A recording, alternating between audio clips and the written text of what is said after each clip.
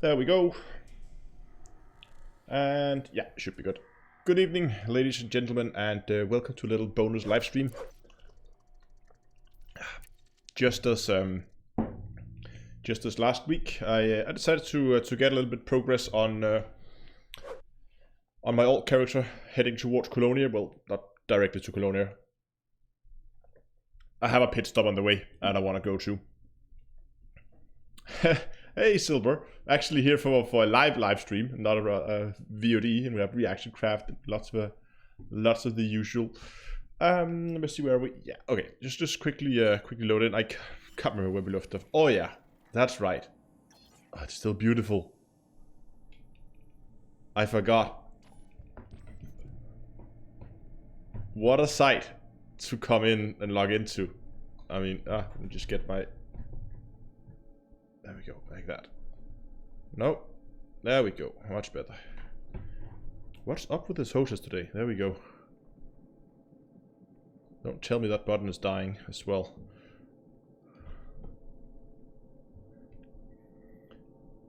That's a pretty sight.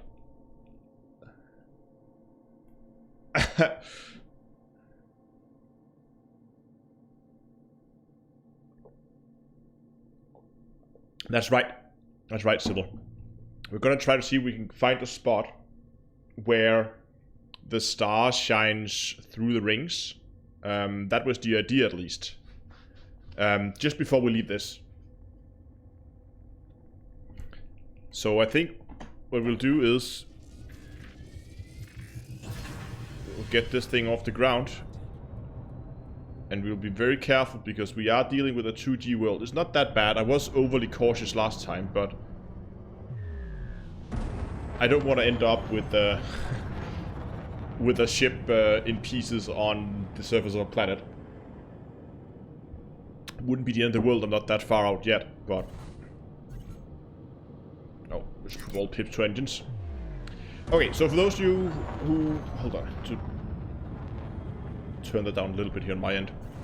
Okay, those of you who are not up to date in what's going on, I'm moving one of my alts out to Colonia, and I was considering actually, one of the things I wanted to do more like let's play kind of videos out of it, and I was considering if I should just record this instead of live streaming it and then make a video out of it, but problem is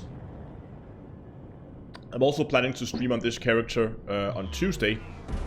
So if I recorded the video now, then you would kind of see, what would happen in the future, and then you would jump back, and when the video comes out in a couple of weeks later, and you kind of lose some continuity there. So that's why I decided, well, let's just live stream it. It's always nice with the bonus live stream. Playing Dark Souls while being distracted. Okay, I think we have enough altitude now, and enough rambling from my side. Let's get this thing pointed in the somewhat right direction. Picard, hello and welcome. And we also have Chris who says hello. Okay, so how do we find that spot? First of all, nope, that's not it. That's not what I want. Oh, okay. Let's try that again. Evan says fly safe, thank you very much. Okay, so I think what we'll be doing is we'll be heading obviously up, and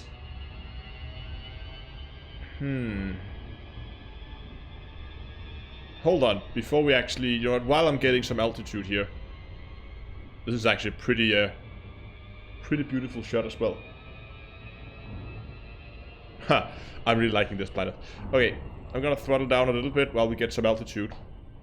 I just want to check this planet's inclination with its orbit.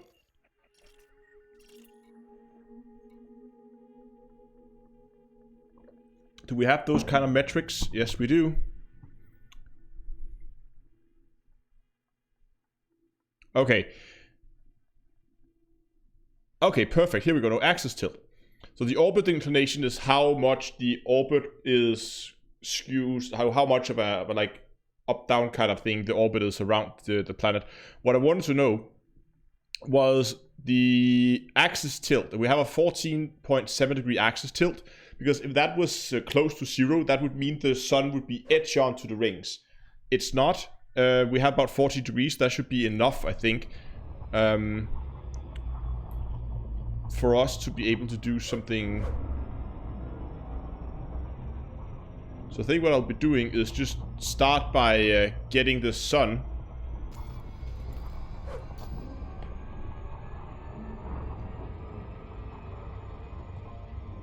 The angle of the dangle. Let's start by just trying to get the sun. I don't think it actually casts a shadow on the planet.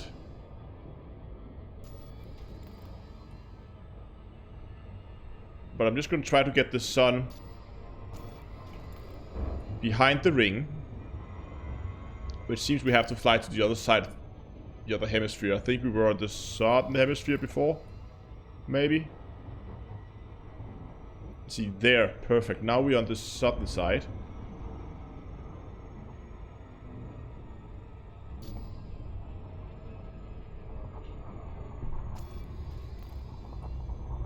Do we have it inside the...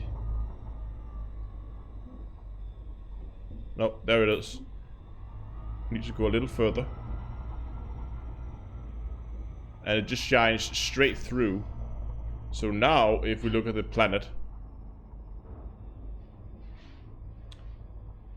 see, there's no shadow from the ring. So I don't really think it's gonna do much for us if we manage. I mean, we could just go and land pretty much below where we are now. But as you can see, it doesn't really... I mean, we can barely... The ring is already so bright that we can barely see it. I think what would make a better screenshot, which I'll go and try now, is we moved around and to the back side of the planet and then got a screenshot right on the edge of the shadow from the planet. Because then you can get, I know there's no atmosphere on this planet, but you can get that the star is like slightly obscured by the planet, and it can look really, really good. So I will be moving around the planet.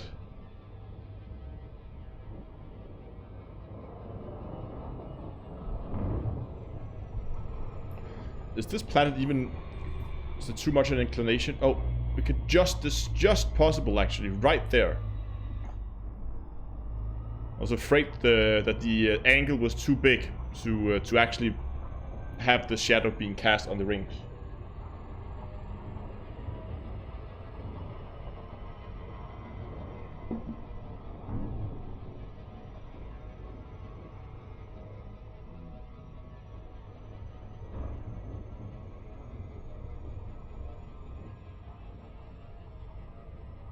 I think I'm gonna try to aim for about the peak there. So it'll slow us down. And then somewhere not in the dark side, but not all the way up there. Kind of here in the middle.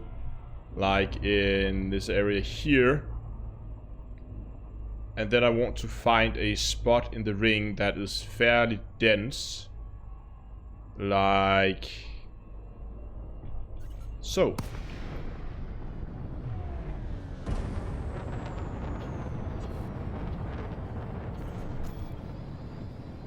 Oh, we still have that other planet.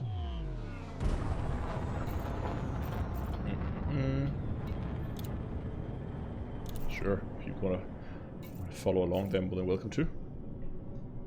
Now I'm just going to make my way down into the crater itself. Crater. The asteroid field itself. I'm going to try to see if we can... can't get some good shots here.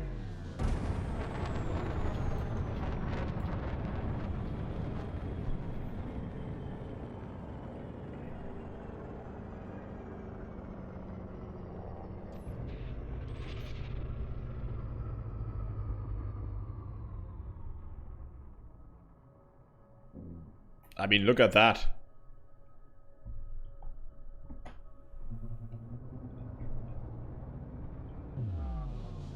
Gonna go a little bit further in to the ring.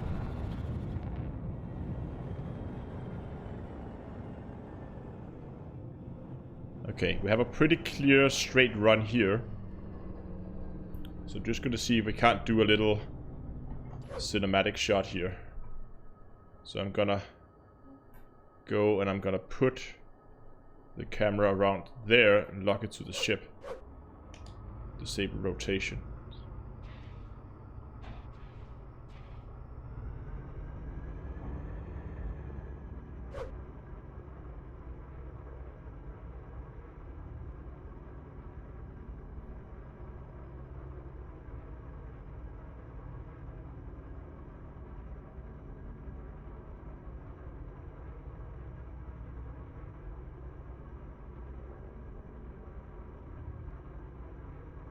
Look at that.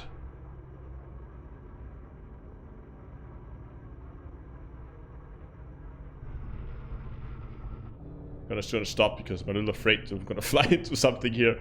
Don't have that much shield. I can't remember how much it is, but it's not a whole lot. 300, almost 400 shields. That's pretty.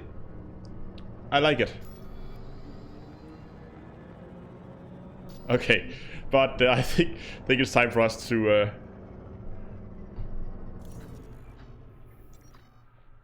this is a Python, the people asking. I think it's time for us to begin moving out. You see, last time we made it how far outside the bubble? About just over 2,000 light years.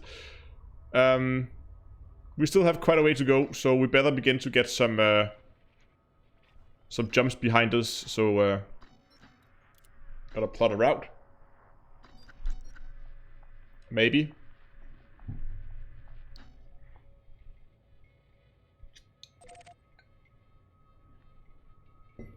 Just gonna get some more water here.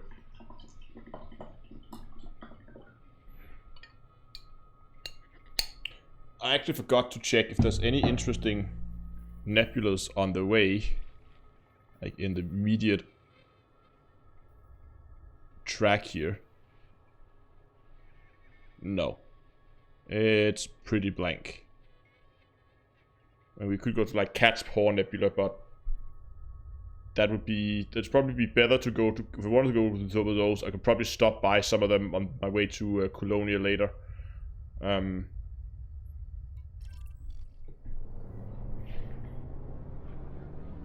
I think it's just time for us to move on to some of the next systems. I still have 160 jumps to go. Exactly, definitely water.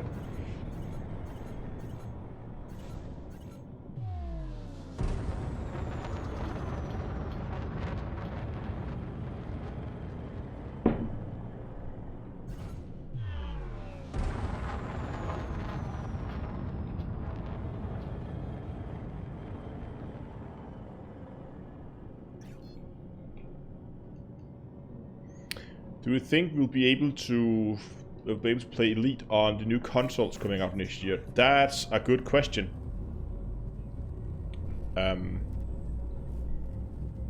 It's a very good question. I don't know if what kind of upgrade path Frontier has. I don't even know. Are games normally backwards compatible?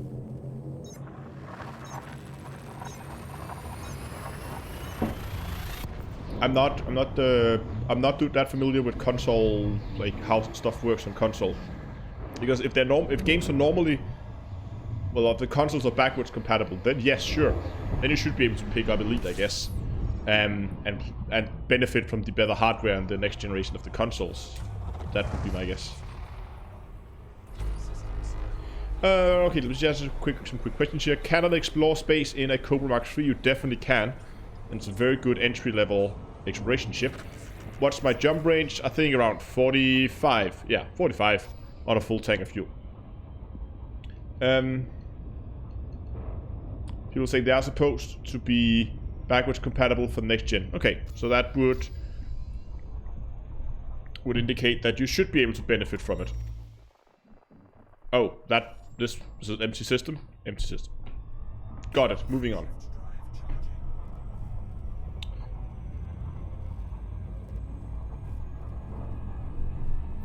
I have to find something.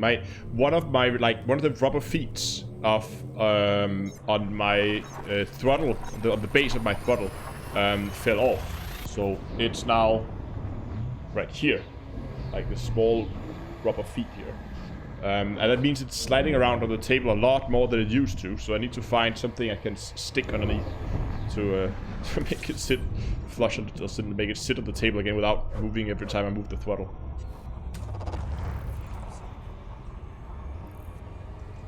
I have 40 light years jump range. Can it take me to Colonia? Of course it can.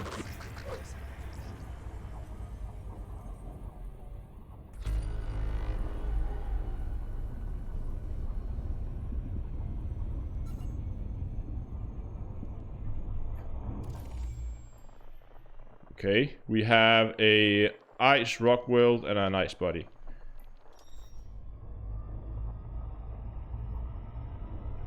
Yeah, I don't have any blue tack. That would be ideal. But can I come up with something?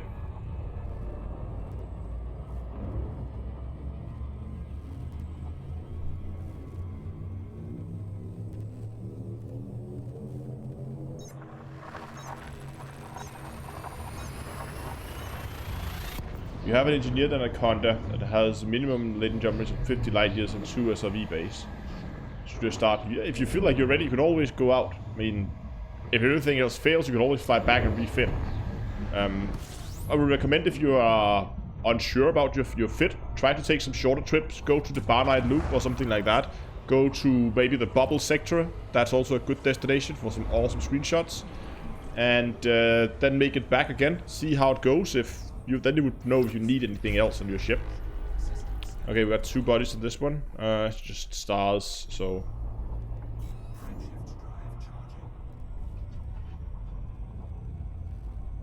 I'm just gonna throttle down here. I'm just gonna see if I have anything.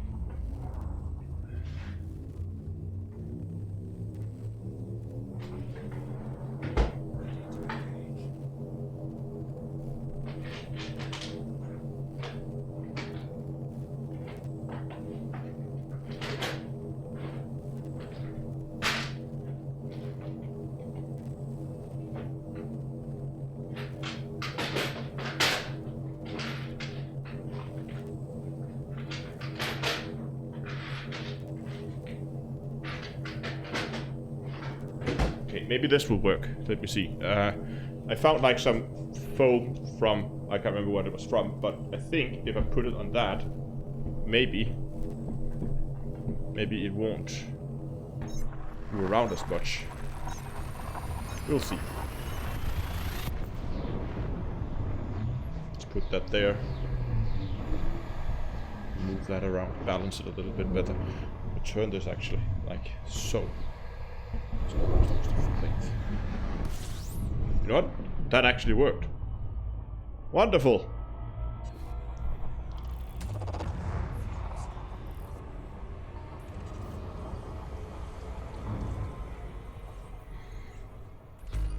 Oh, 11 bodies. And... oh, hold on. That is right on the edge of potentially being an Earth-like, or it could just be an icy. It's most likely an icy bot. Just for good measures. Let's get some distance to the star here. Actually, you know what? While we're here, we're pit stopping anyway. I'm just gonna go and scoop a little bit.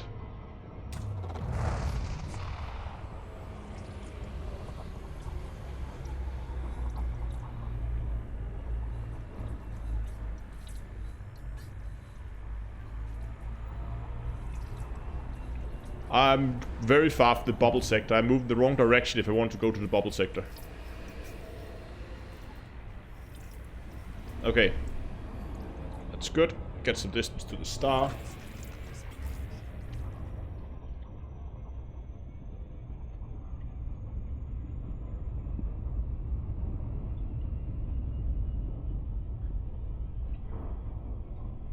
Okay, that should do it. Yeah, just left like a week ago, but I haven't had that much time to play on this this character, so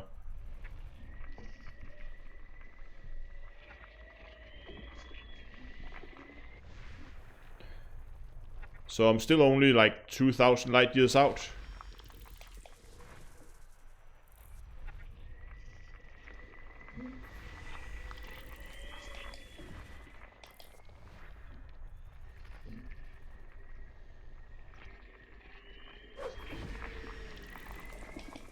Ice body. Yeah, the other one, that is an ice body as well. I don't think we got an earth-like. James, wow. Thanks a lot for becoming a Patreon, James. Awesome. I don't know if you're here in chat. But if you are, I will most definitely be contacting you after the stream. If you want, you can get your name listed at the end. Awesome stuff.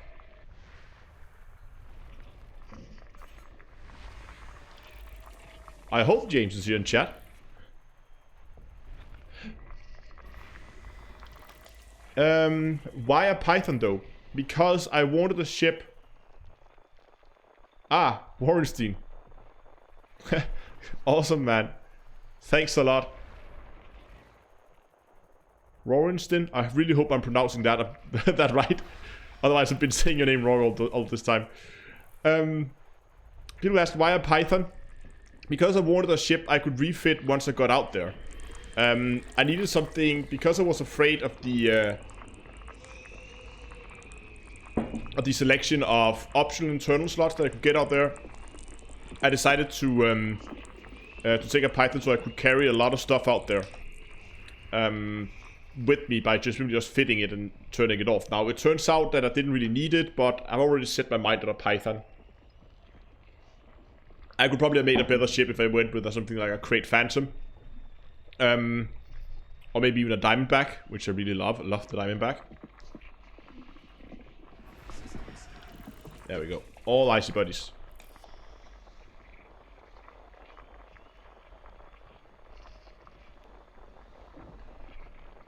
It does. Okay, it's World of Warcraft random name generator. Got it. Okay. Neat little system. But what I'm planning to do once I get out there is I'm gonna take this ship here and I'm gonna refit it for core mining, and that's probably gonna be my main source of income to start with. I don't think this character has a abundance of wealth. Currently sitting at 88 million credits, so there's definitely something. But if I want to buy a few extra ships and outfit them, and I need to ship some modules out from the bubble as well, which is also going to be expensive. So I will need some cash flow to start with, and that's why I wanted a ship I could refit for mining. And that's why I picked the Python, because it's next to the Clipper. It is one of my absolute favorite core mining ships, so that's the plan, to make a mining Python out of this. Ooh, 30! Busy system. And once I begin to get some cash flow and get that, I'll begin to ship modules out, and I'll begin fitting ships. And as I get access to more and more ships, I'll be fitting a dedicated exploration ship that I can use to travel around in that area. Okay, so we still have icy, we have rocky, some ice planets. Again, don't think those are Earth-likes, they just very much look like it. And we have a few types of gas giants. And I'm gonna jump. I can't be scanning every single system I jump into, then we're never gonna get there. I need to get some speed up, so we'll only be stopping in case I come across systems with like water worlds or maybe ammonia worlds, and definitely Earth-likes.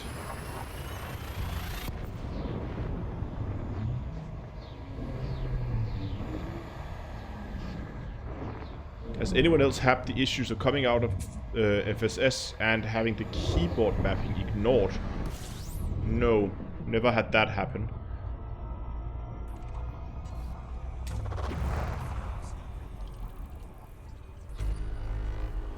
Nine buddies. And apparently they're all the same type.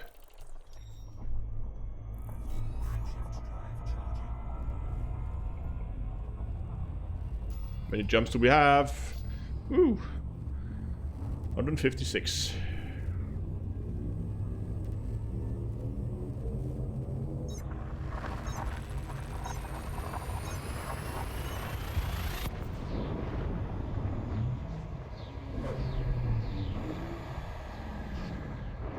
Did I turn the gas off before I left? I'm pretty sure someone will take care of the bubble while I'm gone.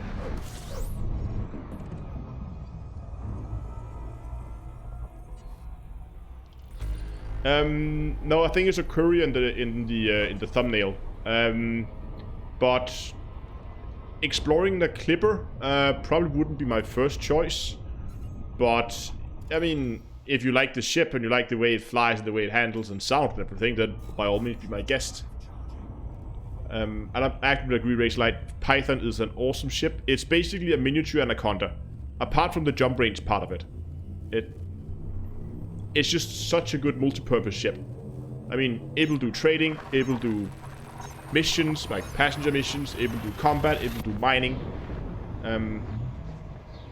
It's not the best exploration ship in the world, but it's definitely not terrible either. I mean, it's not a Fer-de-Lance.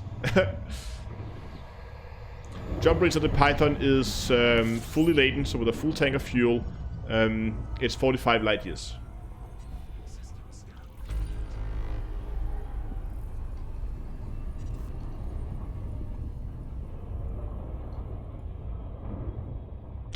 Reaction craft, please don't.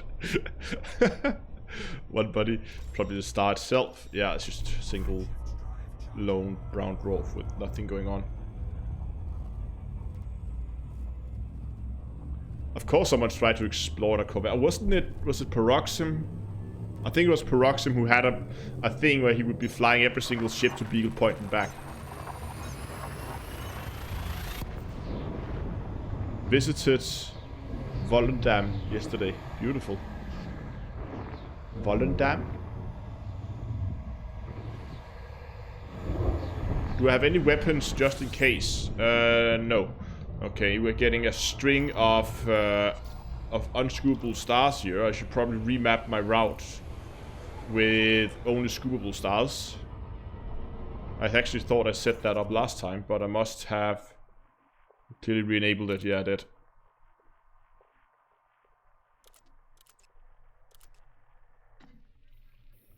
Yeah, see, next one is a non-scoopable star as well. There we go. Route is replotted, I think. Did it replot it? I'm not sure. Oh, it's in the process of replotting it.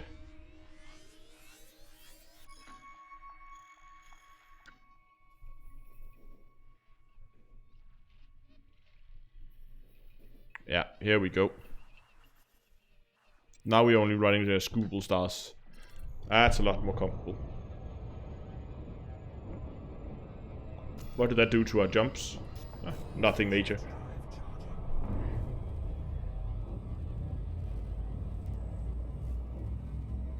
Yeah, I don't think I'm carrying guns, to be honest. Just have a quick look. No. I'm not carrying guns.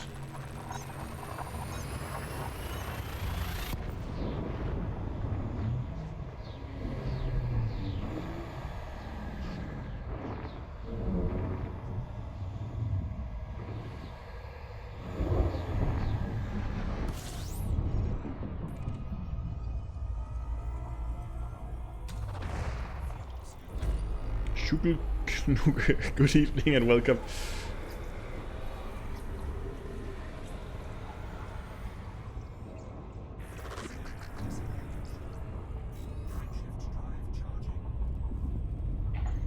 I mean, it makes sense that there's a lot of red giants if you look at how the distribution of stars should be. There should be a lot of them. It makes sense.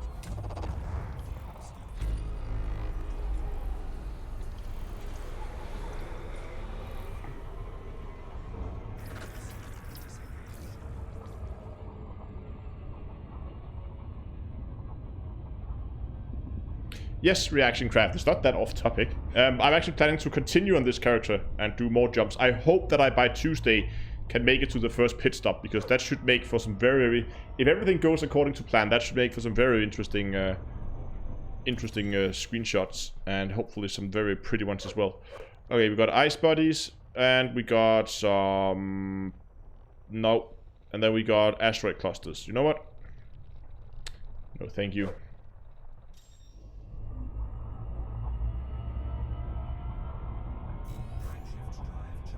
Did I actually bring an AFMU?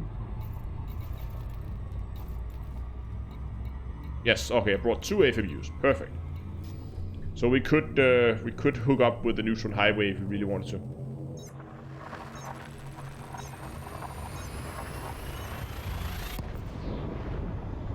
No, I haven't mapped a lot of or haven't imaged any of the systems that I visited today in real world.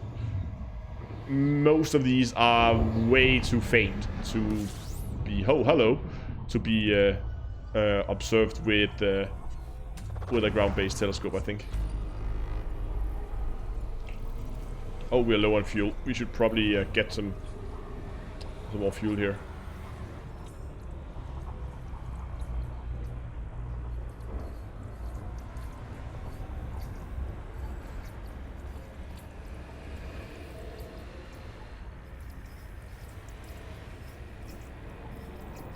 Dive in a little deeper so we can get more fuel. But this is a hot star, so I don't want to dive too deep.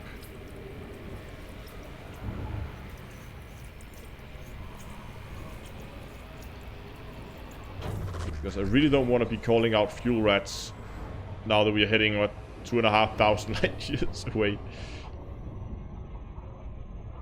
Okay, let's see what we got here. Oh, hello. We got at least a water world.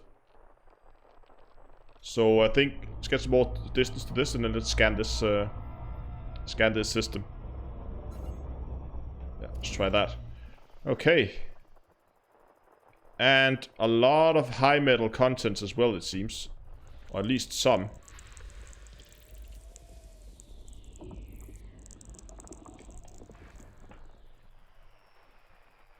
Okay, I'm just gonna begin discovering planets, then we're gonna look at them in more detail later on. And then there's something here. Oops.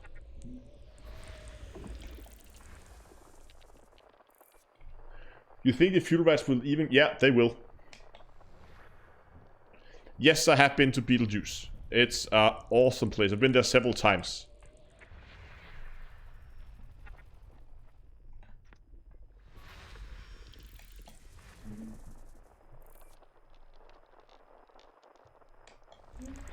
When I find a system that has planets that I'm interested in this case, I will scan the whole system, like you can see I'm doing now, and then there are more stuff here.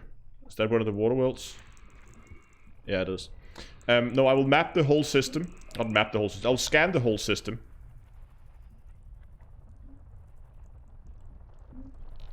What is going on here? But I will only take the water world, like the one I found here. Now there's 2 of them in this system, it seems. And I'll only map those 2, the high value planets. The rest of them I'll just leave. Maybe if I find terraformable high metal content worlds, I'll maybe map those as well. But it's not one of the highest priorities.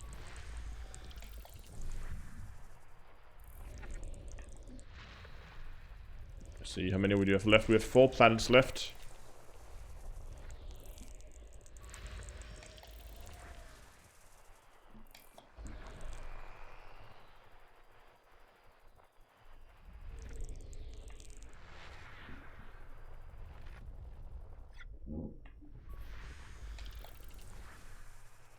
And that should be the last one.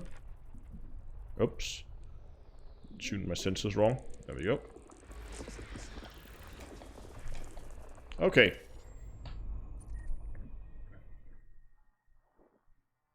So those were the... No, where's the water worlds? Oh, they're down here. So let's see if we have any...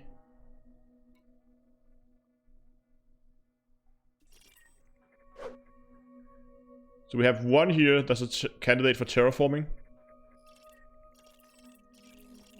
All of these are terraformable. So I'll probably go and map those. At least those two, because they're fairly close and they're orbiting each other. And that one is terraformable. That one's terraformable. Oh, we have a terraformable water world here. That should be pretty good. I guess I'll get mapping.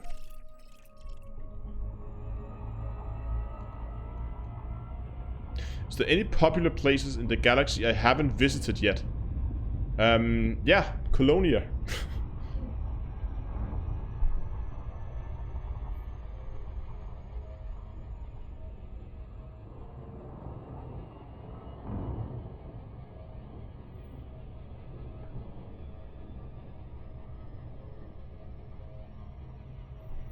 Let's just quickly check. Nothing of... No, none of them were landables.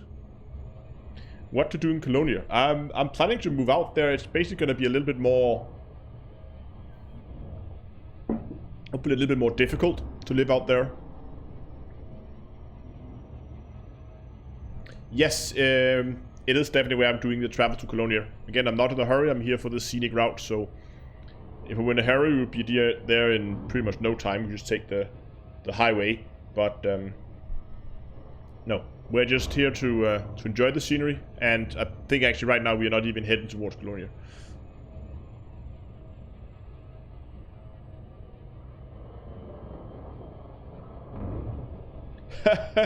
Went to Colonia last week and forgot my luggage. I returned to the bubble yesterday. Take that for a loop of shame.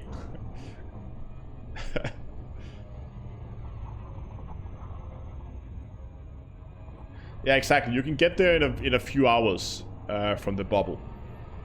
It's really not that bad. But again, I'm not in a hurry and I'm here to enjoy the scenery. So that's why we're taking the slow route.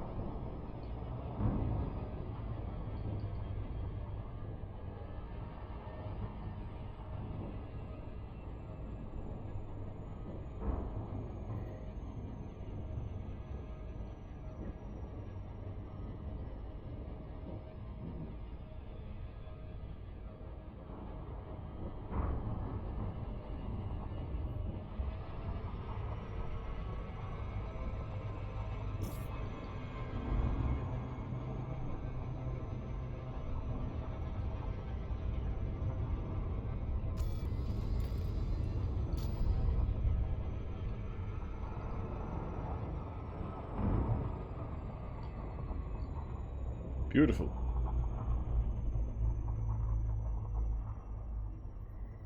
Okay, let's get this thing mapped. 6 probes, that should be pretty straightforward. Put one there, put one there.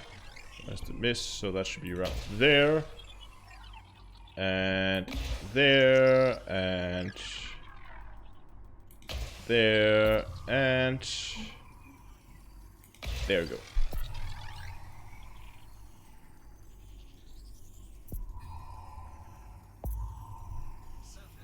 Ah, the back one was off again. I hope it's enough to get us... Yes, it was.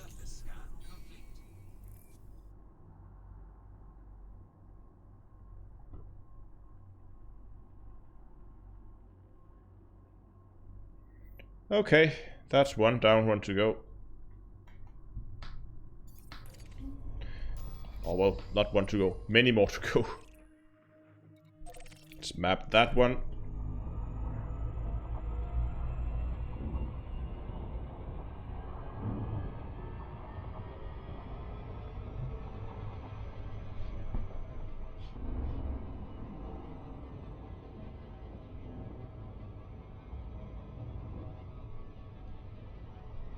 Xmas 2008. Good evening.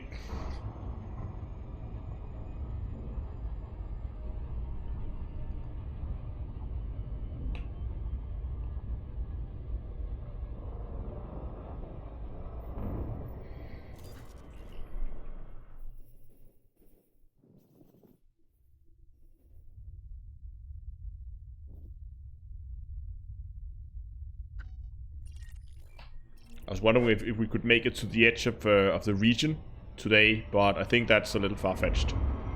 Oh, now I'm gonna overshoot again.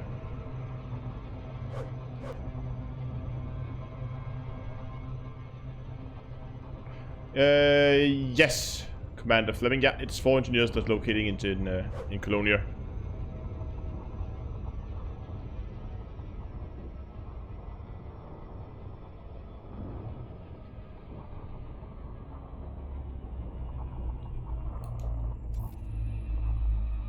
Also 6 probes, so...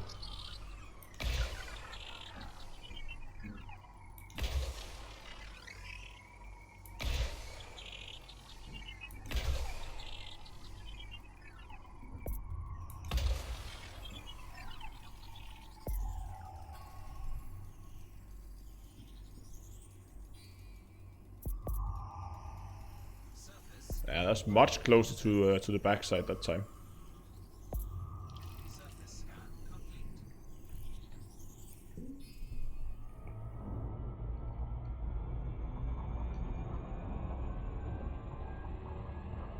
No, I don't think we're gonna see a rework of black holes at the accretion disk. It would be awesome if they would, but I don't think that would be a thing. How far away is this planet? You know what? No, not that one. That one.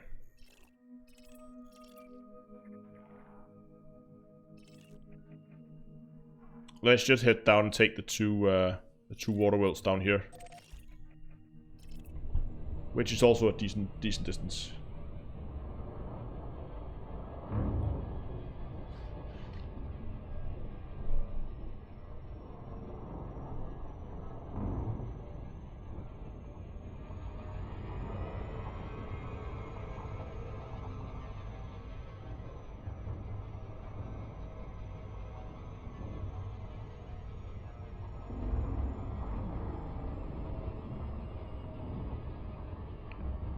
I'm doing an update on an engineering walkthrough. Just need a confirmation that they are out there. Well, while we're in Super Cruise anyway, I can show you here. Engineers.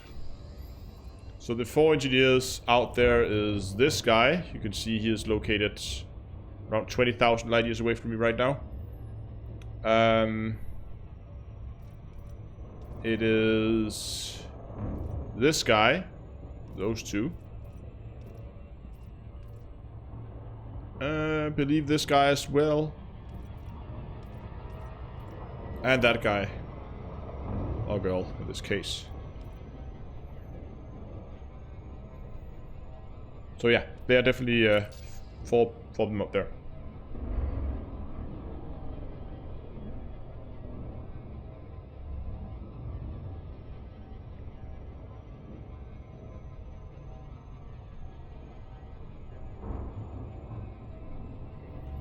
And as you can see, of course, I have ensured that I have the knowledge of them before I left, so that I can actually unlock them.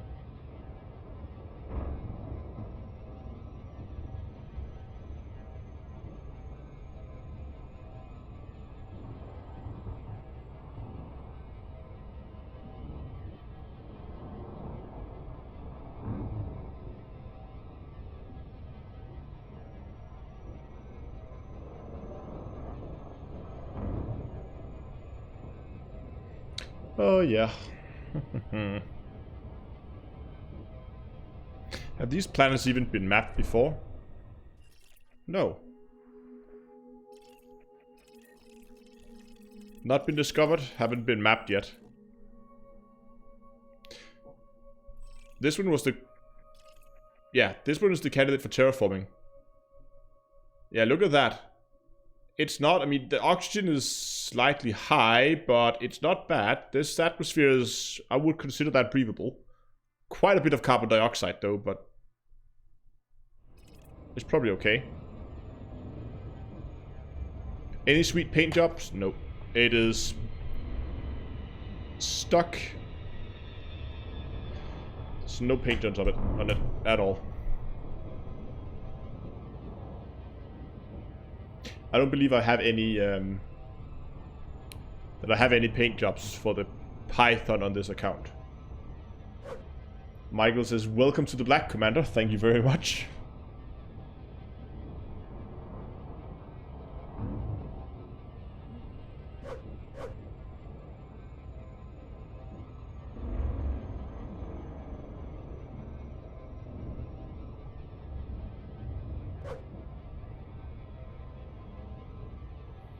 Yeah, it's a naked python.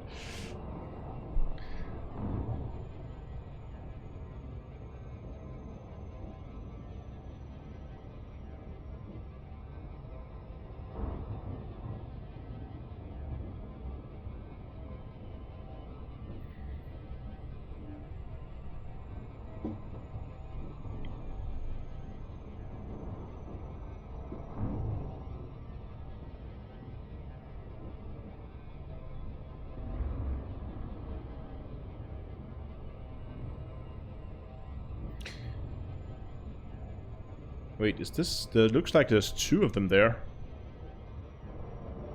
Or is that a background star? Okay, it's a background star. Okay, fair enough. It just looked like there were two planets orbiting each other.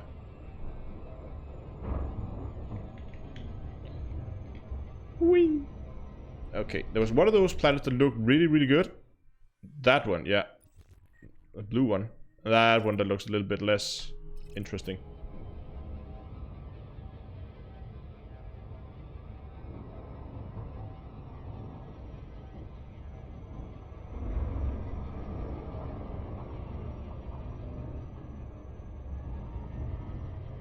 I don't know, I like the Python. I mean, looks-wise, it's okay.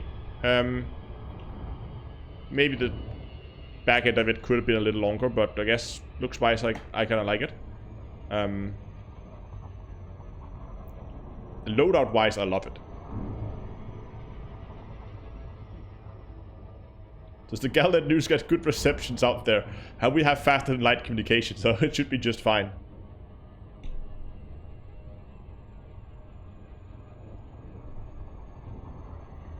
We have people heading back from Colonia, also taking the Scenic route. That's actually some pretty significant ice caps there. Wow, what's the temperature like here? Oh, okay. So first of all, the surface pressure is way low. The gravity is fairly low. Surface temperature is pretty goddamn cold. Okay. That those polar caps will need some nukes. If we are to terraform this planet. Okay, Commander, thanks a lot for joining in. Okay, let's see. That should do it. That should do it. That should do it. That should do it.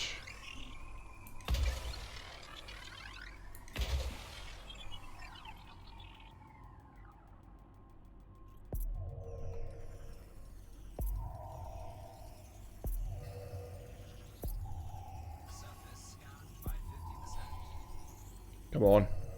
There we go. Perfect.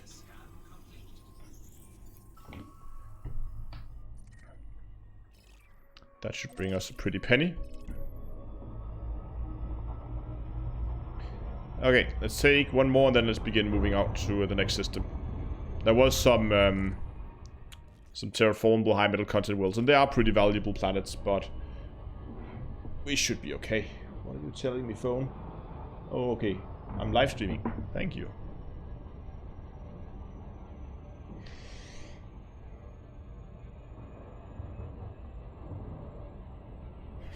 Yeah, subspace, but if you might only get last week's news. I mean, if you're out in Beagle Point, does it really matter if your news stream is half a week late? I mean, it's not like you can do much about it anyway.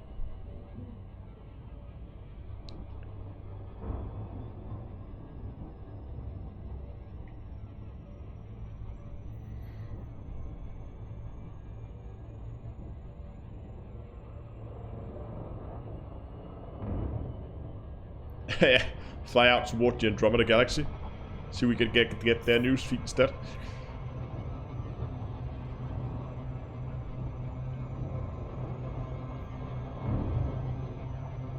Imagine that actually. Just throwing out ideas. If Frontier at some point down the road decided that Elite Dangerous needs a complete refresh, and they decide to do a new game in the Elite series, and in order to avoid all the stuff that has already been discovered and why is that stuff not in a new game and yada yada yada, they could just do like Elite Andromeda. That would actually be pretty awesome. So like some gateway was found leading to Andromeda, Raxxla, and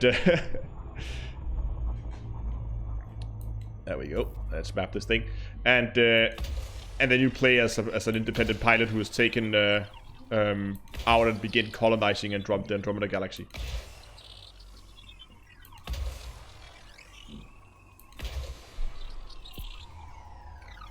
I think that that would definitely be doable. It would allow them to do a full refresh of the game if they wanted to ever do a follow-up on Elite Dangerous and do a second game without having to worry about explaining suddenly why all the stuff we already discovered, why is that not in the game again?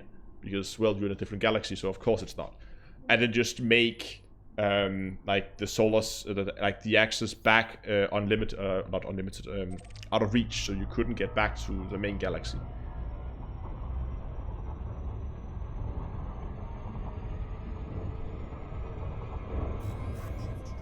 Okay, time for us to move out.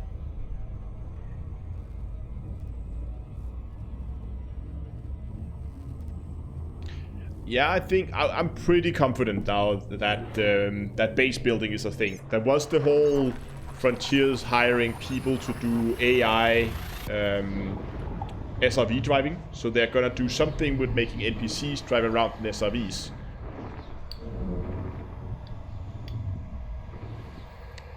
And to that sounds a lot like there's gonna be something happening along the lines of base building. At least some of the stuff on the surface is getting some massive overhauls.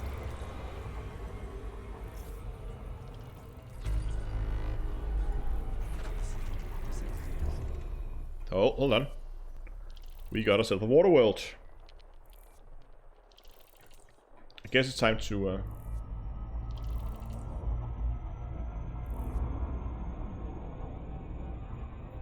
get some good distance to the star, and let's begin mapping planets. At this rate, I'm never gonna get there.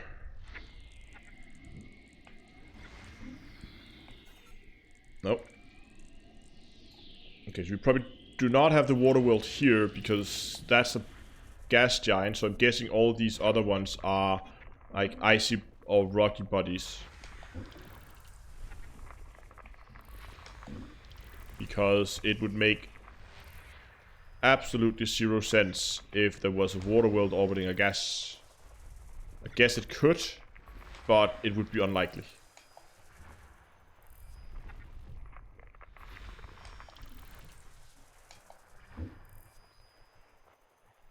And there's one.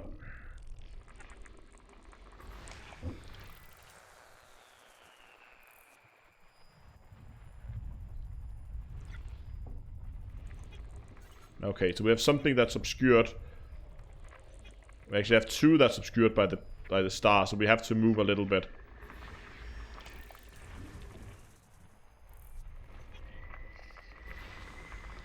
Oh, that is some pretty rings.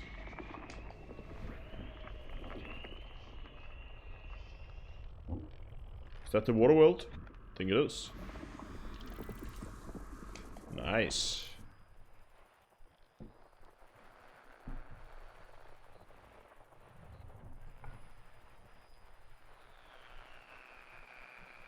Okay, I think I'm gonna relocate a little bit. Thanks a lot for the follow on Twitch.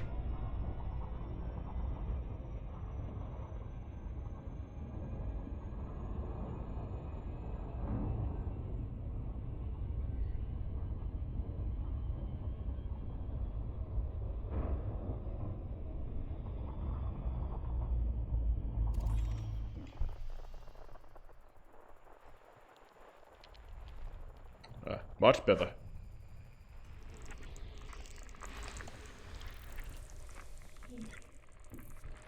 Oh, no. There we go.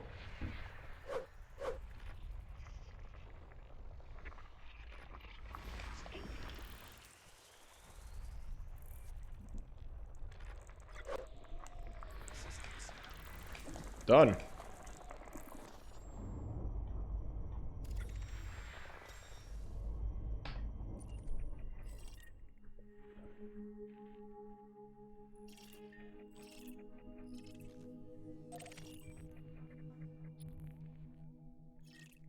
Let's see what else we got here.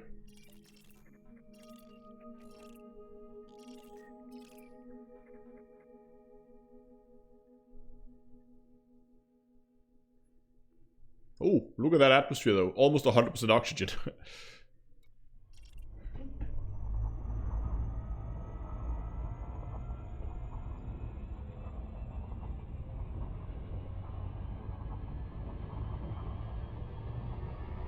Oh, wow, that was way closer than I thought.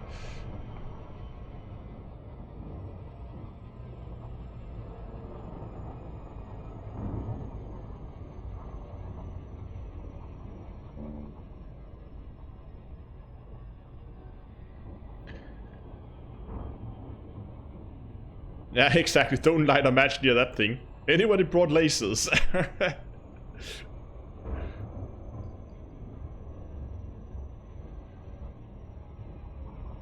Yeah, Python exploration is always fun.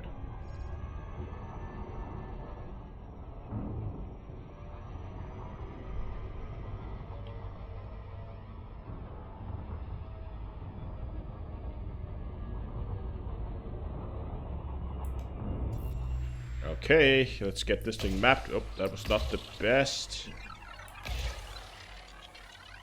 Best placed. Okay, I'm messing up these probes quite badly, but I hope it's gonna be okay.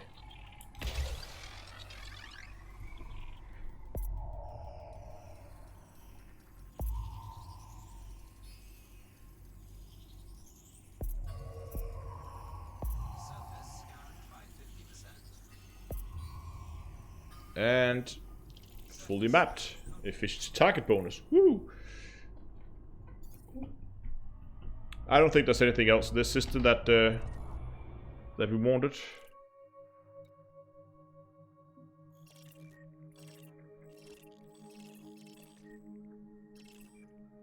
No. No, that should be it. Let's target the system and let's go. Hey, 150 jumps to go. Getting there.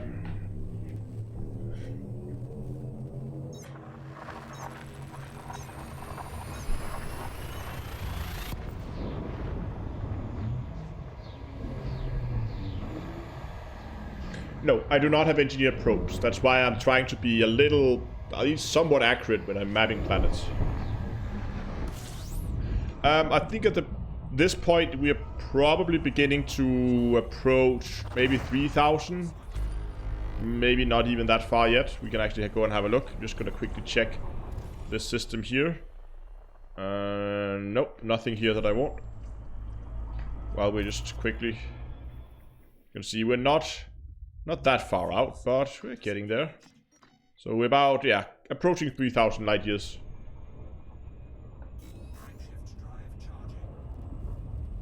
Yeah, road to riches doesn't work out here.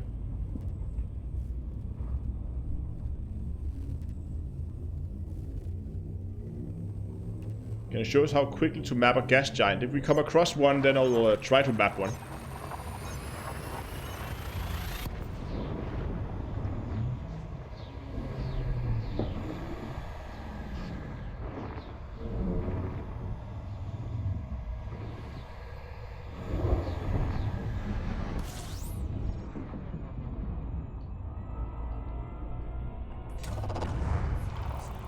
At least when we come across one in a system where I'm doing a stop anyway. 11 bodies. Let's get some fuel and have a quick look at the system. Nope.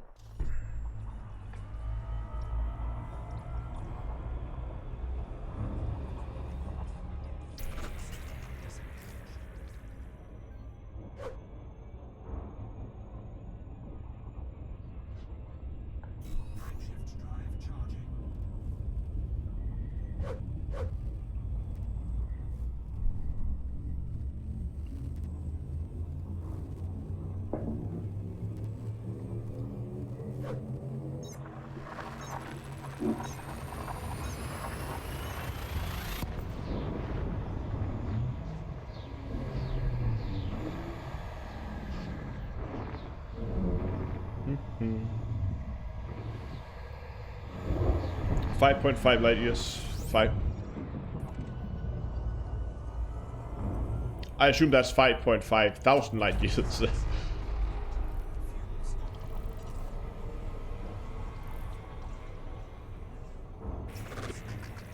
Okay, reaction craft. Come, show me the rules. What do you have? Okay, it's only stars in this one. Yeah, I get it. 5,500. Reaction craft says, just had a stupid thought. Astro's way of jumping to Colonia could be an interesting drinking game. That sounds like a really bad idea. I don't have camera shake on. I don't know,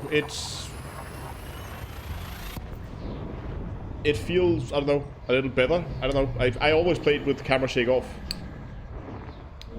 People asking how far from the bubble. We are approaching 3,000 light years right now. Good evening, Dongalora.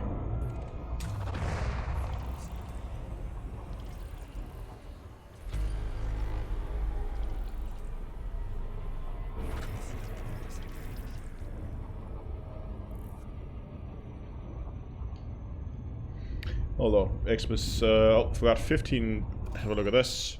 So we have some, and we have a gas giant, but I don't want to wait until we find a system with some decent stuff in it. It says, recently mined 188 million worth of low temperature diamonds to get some reactive armor for my vet. Everyone suggested to do it in a smaller ship.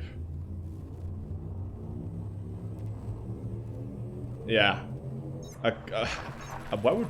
I don't know. The cutter is good for... because you get all the cargo hold. I prefer something like a python or a clipper because of the maneuverability.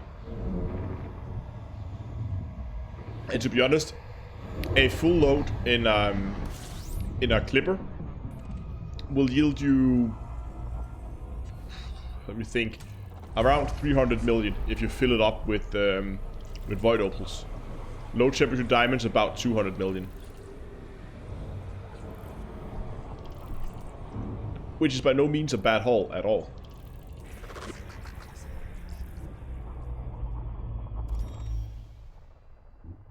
Okay, what do we got here? Nothing. Okay, so here's the rules for the... Every 10 jump, would you have a sip? Okay. Every 5 bodies in a system grants... So if I scan a system like this with... like I had a few jumps back with 30 bodies in it. That would be a lot.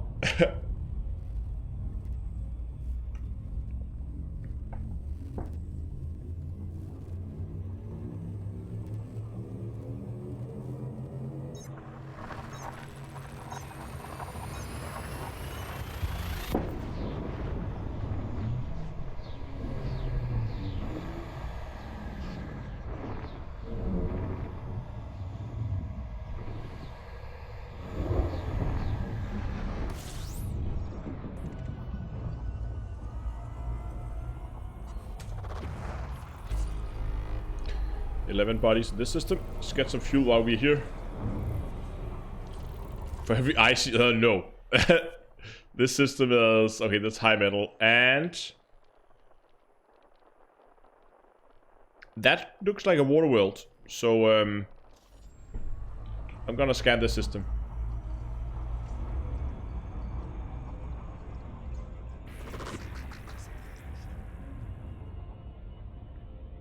Gotta get some distance to the stars.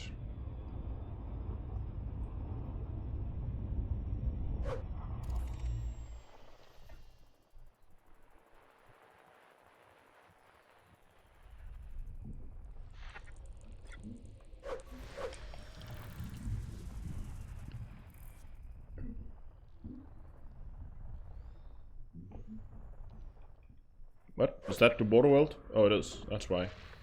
Oh, and something else, apparently. So it's orbiting a rocky world. Okay.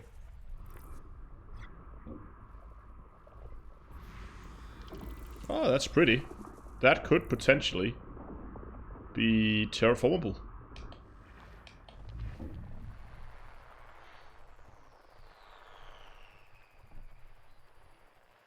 Oh, there's something there. Oh, here we go.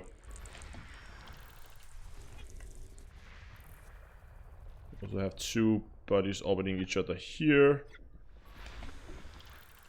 which is then orbiting that one.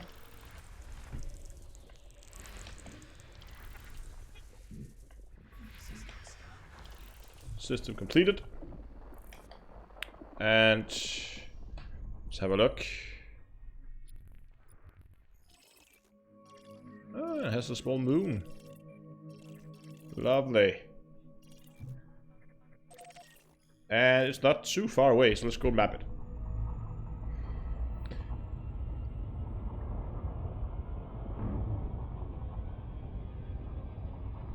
Okay, well, we're flying out there, guys. Remember, if you're liking the stream, go down and hit the like button below, in case you forgot. Chris, I'm flying a Python. And good evening, DKY.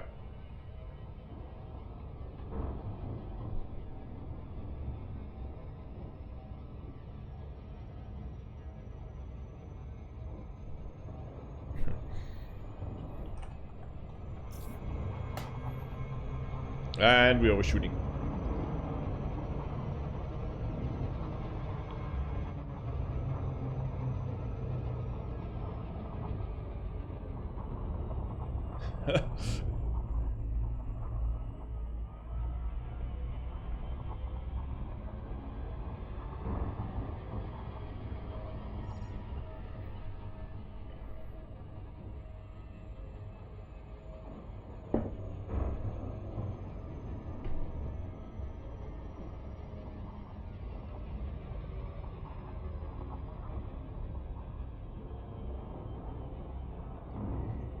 Study says, thanks for all the helpful videos. It was a great start when you were starting out. You're very welcome.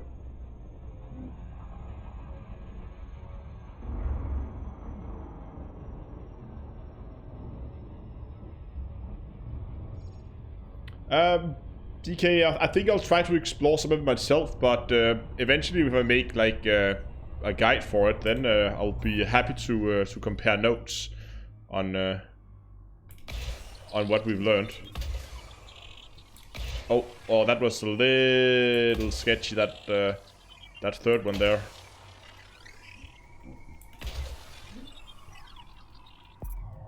Let's see where that lands. I think it might be going slightly too far there on the back. Yeah, look at that, all the way over there. But it was enough to get the map of the whole planet. So that's good. Onwards!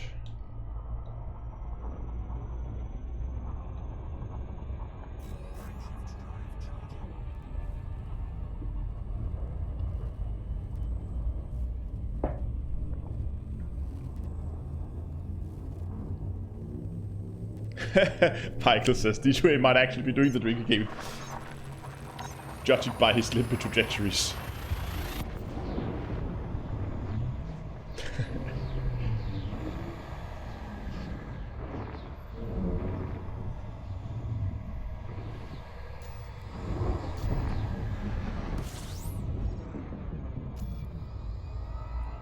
Okay, 43 or 143. Road to riches? Nope. Road into the middle of nowhere. Maybe I should actually honk this system. Oh, 9.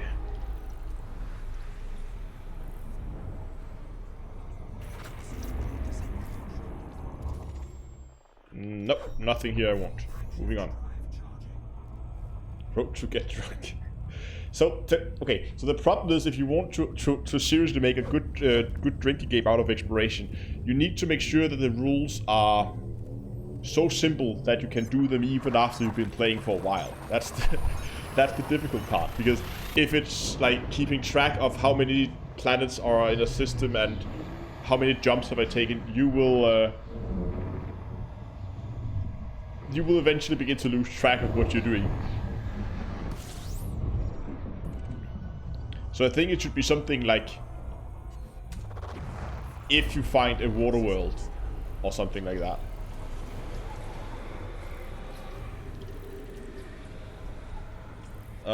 Three bodies. Didn't even look. What are we dealing with here? Okay, only stars. Moving on. Every turn forward gets a shot. That's aggressive.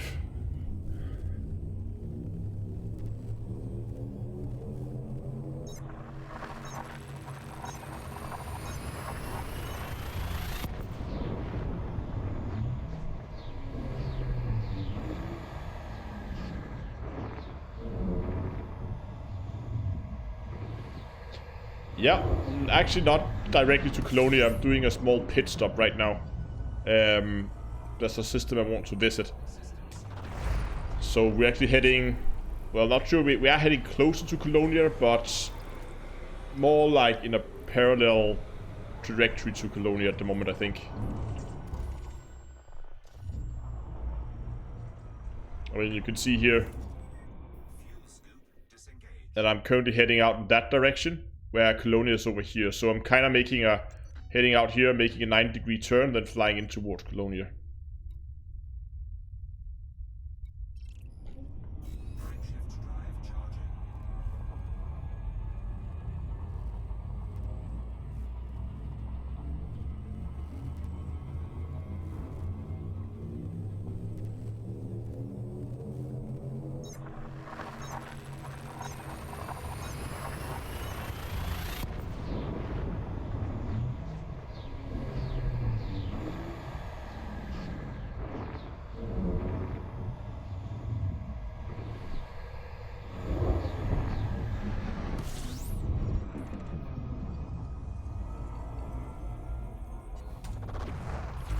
And we got 10. What?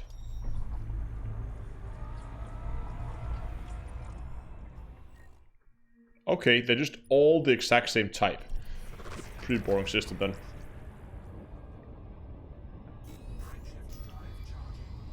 Making some good progress now.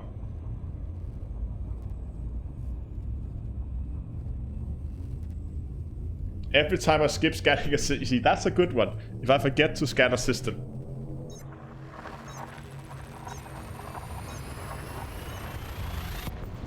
DKY says we discovered some systems along the way. Cool if I came across them.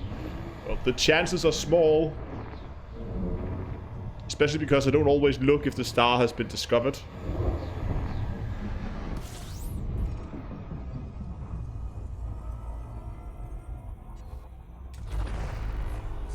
Okay, we got 10. Let's throttle down. Oops, not that one, that one. Okay. Mostly not interesting.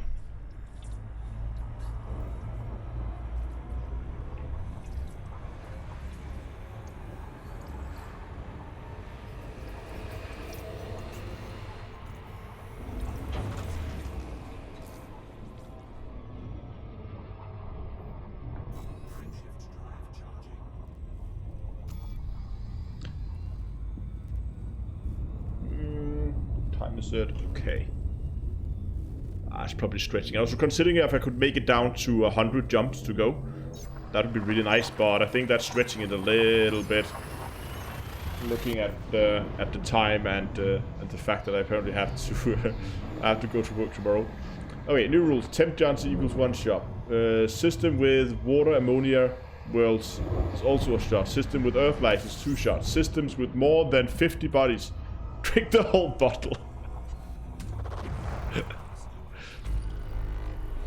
That could get dangerous real quick.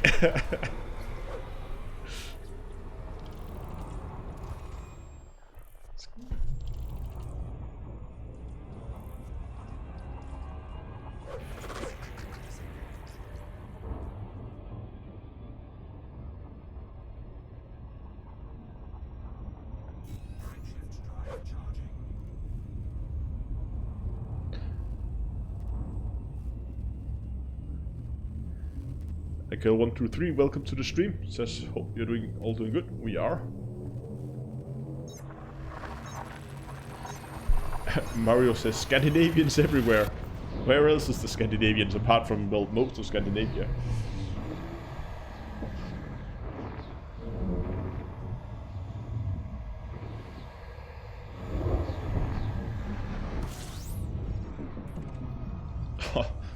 Only allowed to jump to new systems after a certain number of shots.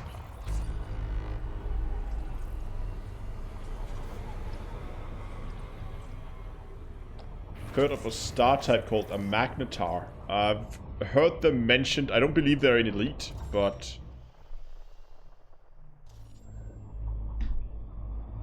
from the name, I guess it would be stars with a strong magnetic field.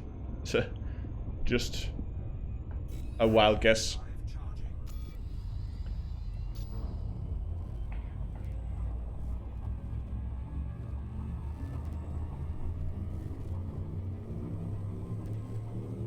Actually, we could make it down to just 100 jumps to go, if. But yeah, then we don't have time to take any real pit stop.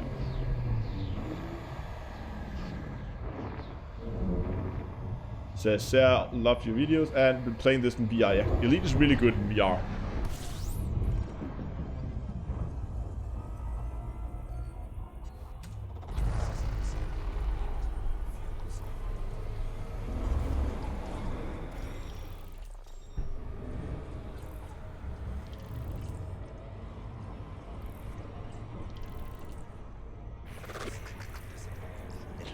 But I'm not really sure if magnetars are actually a confirmed type of star, or if it's something people are theorizing, or if it's just science fiction. At least I've never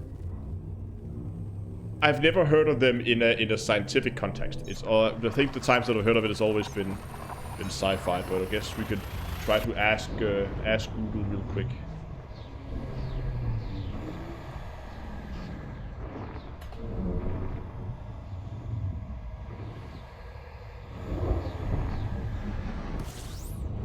Okay, so it is a thing. It is a...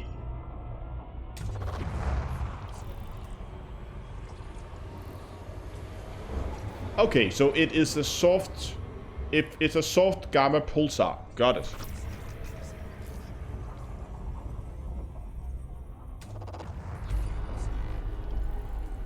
It seems.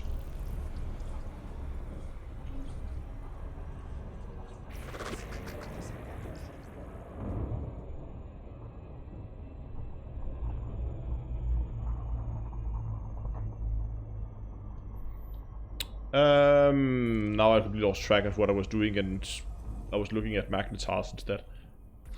Okay, honking the system, looking. After some asteroid clusters and a lot of stuff that we don't really want. Moving on.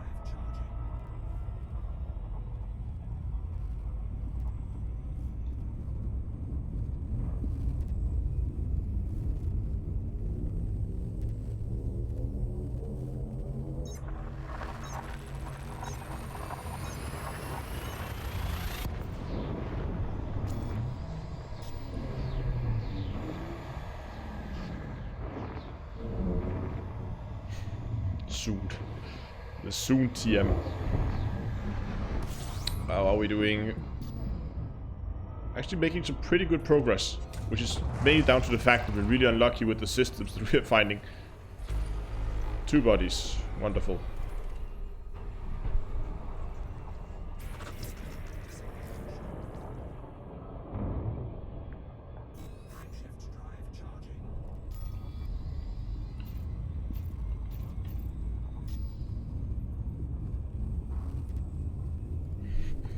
Soft gamma pulsar sounds nearly cuddly. Yeah, but when it refers to soft gamma, it doesn't mean that it's nice and cuddly. It just refers to a sub-region within the gamma spectrum.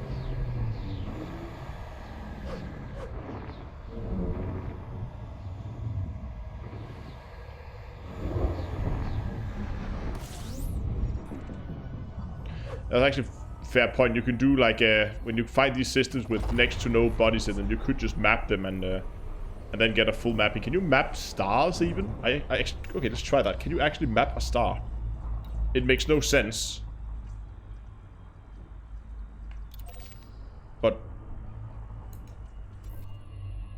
Well, you can.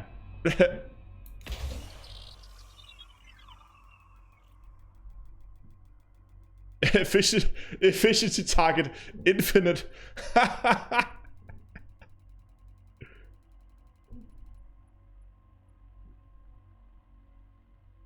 Nope, it just burned up and died.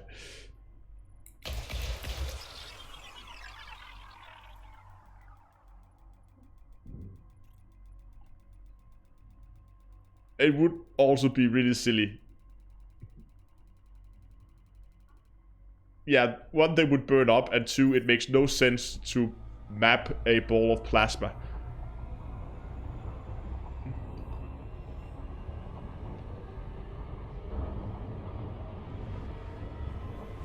Or maybe I should actually target the destination system, and maybe I should get out the Corona before.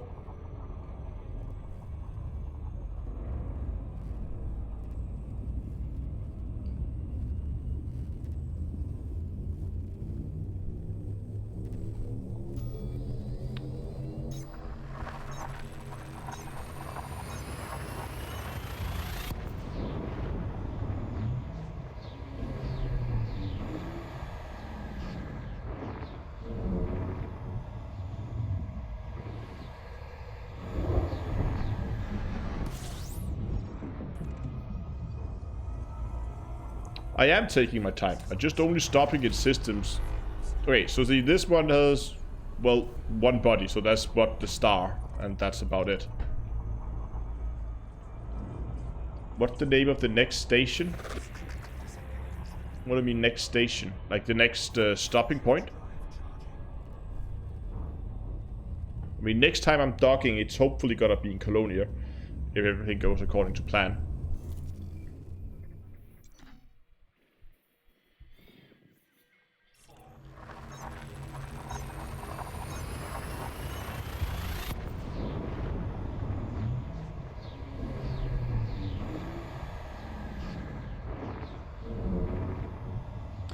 Aaron, is there a destination, or I'm just going around? There is a destination. Right now we're heading out to a system that I've been wanting to visit for a while. And I figured that since I'm heading to Colonia, why not just give it a go and go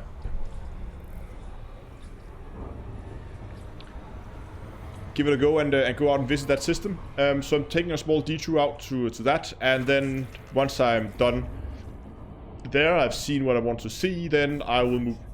Sorry, then I'll move on towards Colonia. So Colonia is probably still a few weeks away before I'm getting there.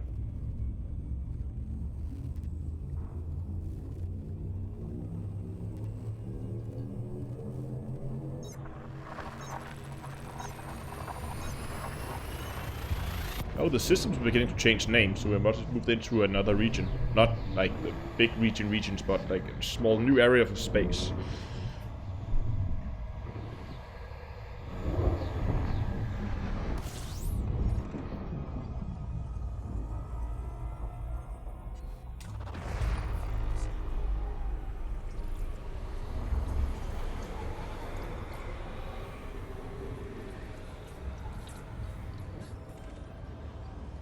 Oh, reaction craft. There's an easy solution to that.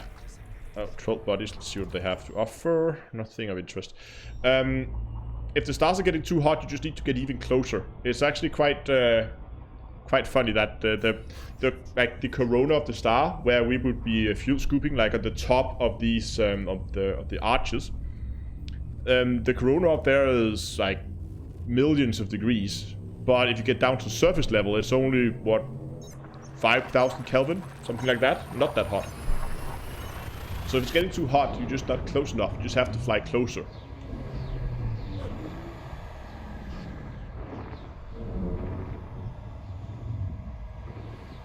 And yeah, people asking about the jump range. It is around 45 light years.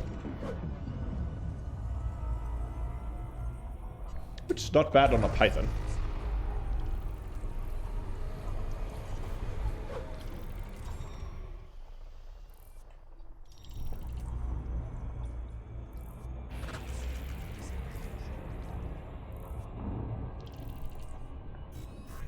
Yeah, only 5,000 Kelvin. That's nothing.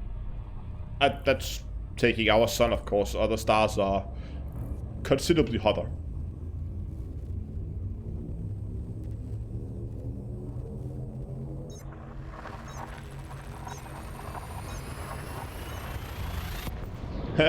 John says, can't decide if I want you to make it to Colonia for Renash to find out. Put a hit out on him. Yeah, that's actually very, very interesting.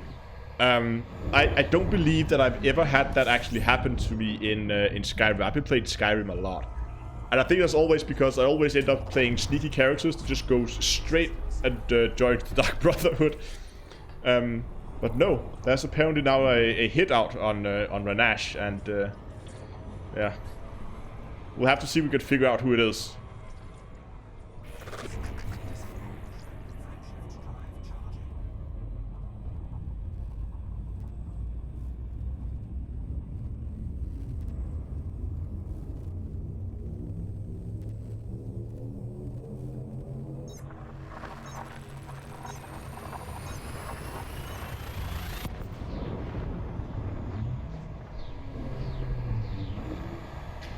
Yeah, radiation will probably be an issue. And you might get a slight sunburn if you try to cuddle the star too much.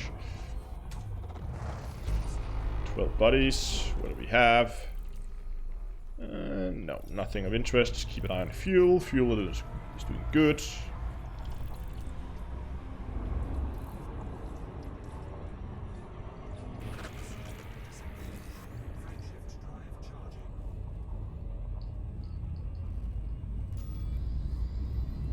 It's been quite a few systems. I mean, when we started out, it was like at least one good system every 10 jumps. Now we've had, well, quite a few jumps without anything of interest.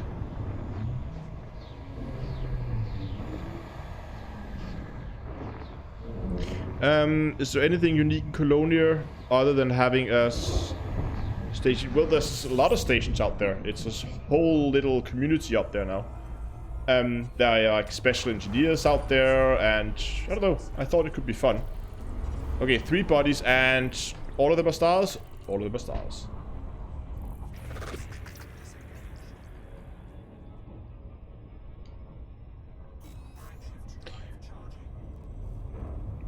Okay, we have a question here on Twitch. I recently returned from a run to Sagittarius A and back. I have about 500 million or so in data to sell. I already have all the systems unlocked, and I'm curious if there's any other beneficial way to sell the data, or should I just sell it at my home system. If you already have all the permits that you need, the only thing I could think of is to find systems where you would be likely want to pick up missions in the future. Like if you're not fully allied with all the factions in, let's say, Robigo, then that could be a good place to go and spend some of your cartography data. No, not that one. That one. Because then it kind of helps you on, so you don't have to sit and level those up. That's one way to do it. Alternatively, you can always go and find a when you're dumping that much exploration data, it will have a rather large impact on a system BGS wise. So if you want to, you can always go and look up a BGS faction like the one we have around the channel. Go in and have a look. Every day there's posted strategies, what needs to be done, and it's quite often that doing a cartography data dump is requested. And in cases like that, if you have no other place to dump it, you're more than welcome to just dump it in the systems where it's put in the BDS strategy of the day, and then it will benefit a little bit. I believe there also is there not one of the factions that like one of the superpowers that give you more benefit from your exploration data. Do you have to be a member when you scan it, or can you join afterwards? So how does that work?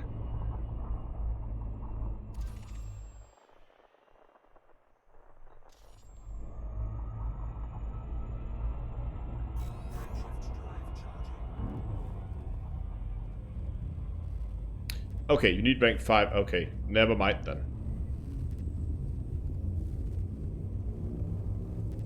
In that case, I would just find a system. Yeah, power play rank 5, get it. In that case, I would find systems where you might think you want to pick up missions in the future. Maybe get allied with the Dark Wheel in Shinrata Deshra or something like that. Just because, so you can't because they don't own any stations. Never mind. I don't think they own any stations. Do they? I'm not sure.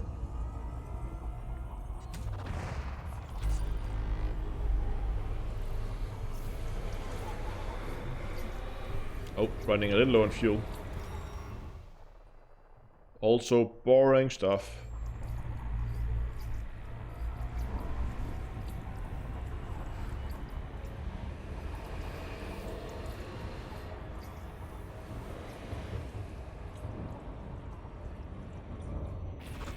The data dump request, if you go down, there's the link for a Discord server below the stream.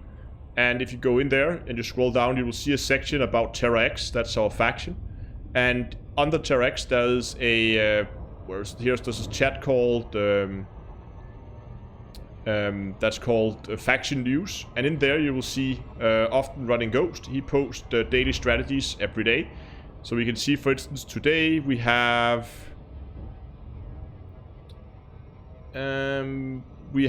a election going on over in Bajori, and we have some medium priority stuff going on over in Kartok.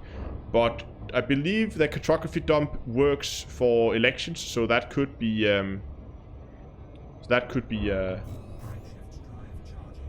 place to go and do a cartography dump if you have no other place to dump it.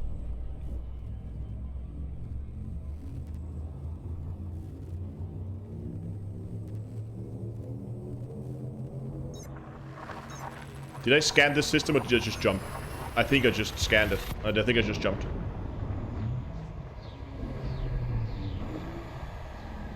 Yeah, I agree. I would love to see stars being way more deadly than they are right now. I mean, black holes, they should just rip your ship to shreds.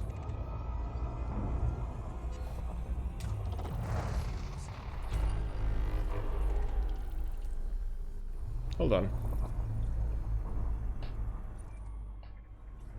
Okay, so this is one of those systems. Are we lucky? Is it on this side? It's right.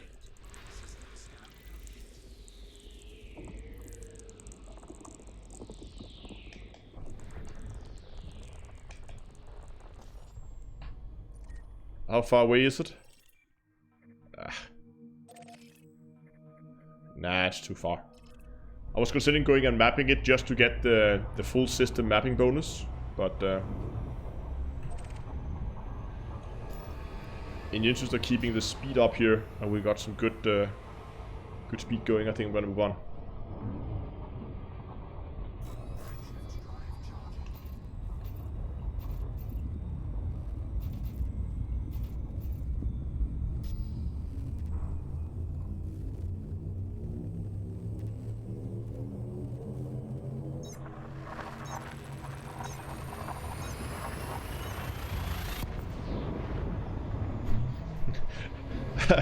I love that comment. I absolutely agree. I know it sounds silly, but I kind of wish that I could blow up more often.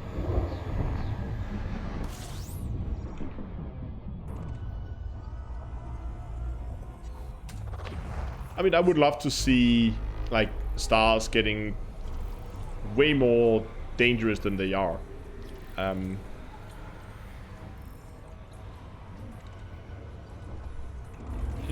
In general, just make this. I mean, make space feel more dangerous than it is at the moment.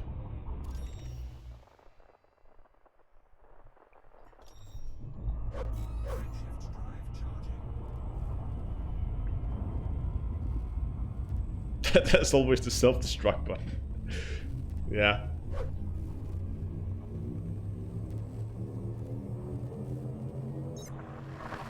Died 25, that's nothing. Those are rookie numbers. Those need to be much higher.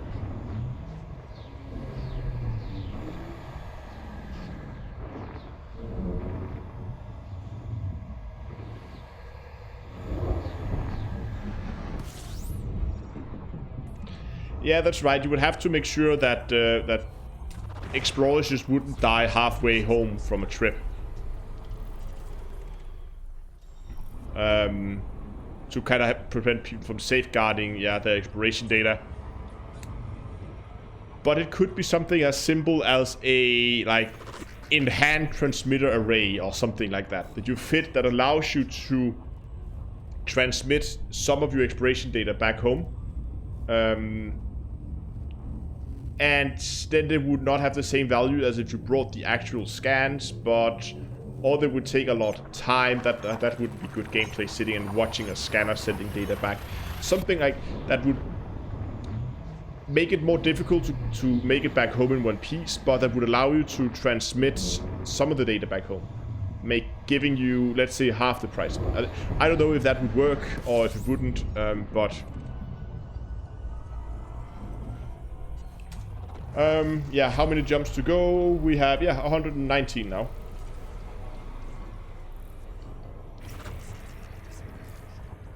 Can I see a black hole?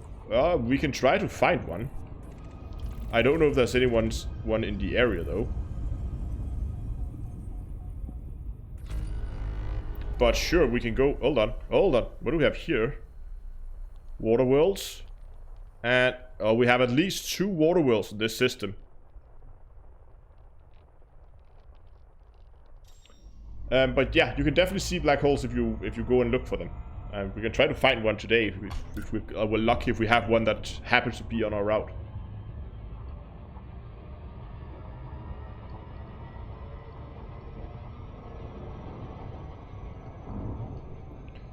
Okay, let's get this system scanned. We just start right here. Seems like as good a place as any. High metal content worlds.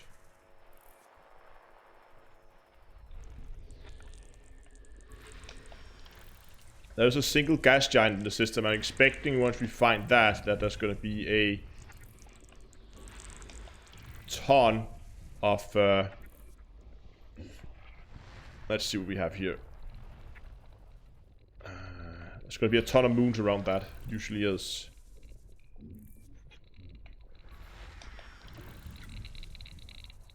Oh, there's something even closer here. What is that? Oh, there's a lot. Yeah, so those are where the bulk of... Okay, those are the asteroid clusters. Got it. What do we have here? Another high metal content world. Oh. Oh, that's just probably asteroid clusters as well, I guess. Yeah. But there's also something here that's not an asteroid cluster.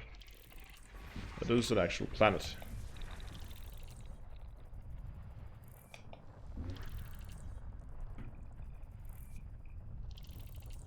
There's one of the water worlds. No? Another gas giant? Yeah.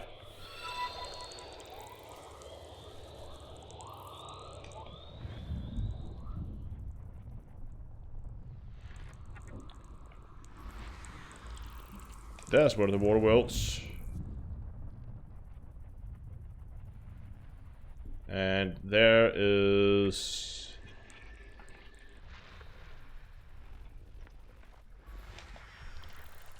something completely different.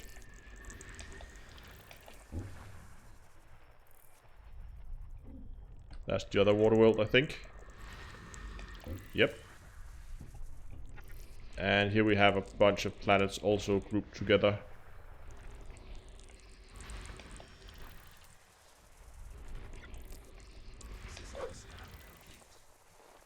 Oh, we're done. Nice.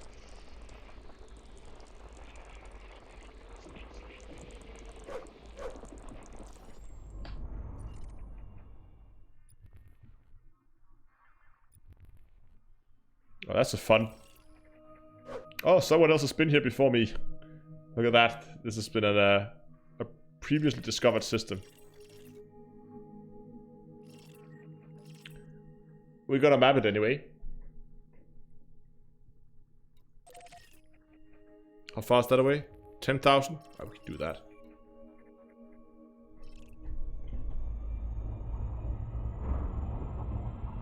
Why can't you scoop fuel from brown dwarfs? Because they are not hot enough.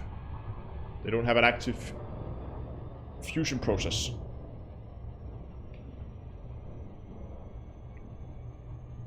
While we're heading out there, actually, let's go and have a look, because this was a really, really weird system. Yeah, look at that. So you have like one solar system here on its own. And we're heading out to that star there. Then you have this other solar system here, which, when we look at the planets, that is a captured system, right? You can see the orbit of rotation in this system is vastly different.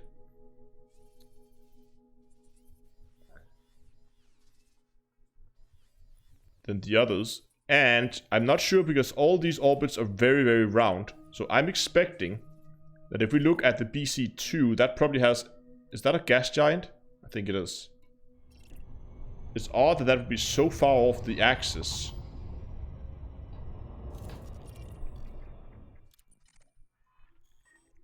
Yeah, it is the gas giant. It's really odd that that is so far off.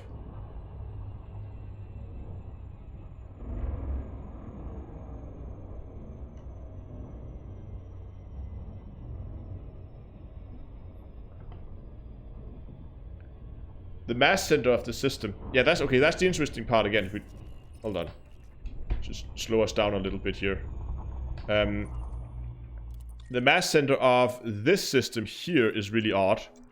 Because you can actually see this right there, where the plus is. Because you have the two stars. Right? So you have two stars in this system that are orbiting each other. So this common center of mass is somewhere in between those two. And they have their own planets orbiting around them. And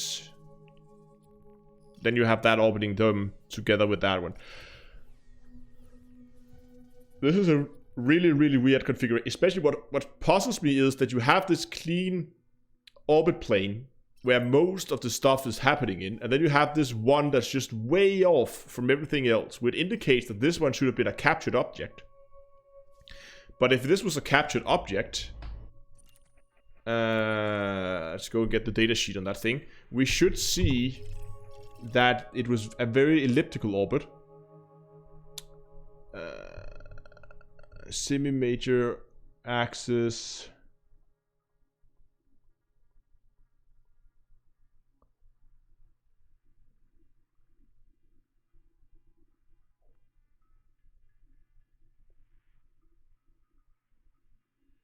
Now look, it's almost perfectly round. It's not, see, it's you can see it here, the orbit is like very, very close to being completely round, indicating that this is probably something that's been created with the system, but that really makes it odd why it is at such a steep angle. And the only thing I can come up with is that obviously these two systems will always be opposite each other, otherwise the balance in the system is completely off.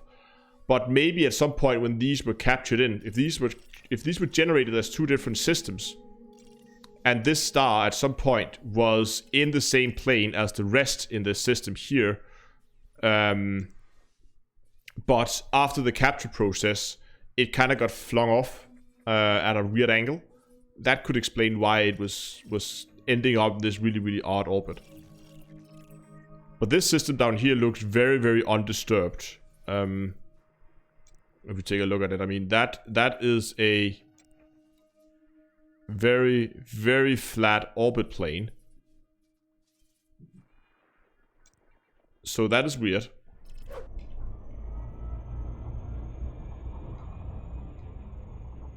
It could be I mean, that is also an option, that it was a passing object that has been messing with the system, and that thing is just now gone. That's definitely also an option.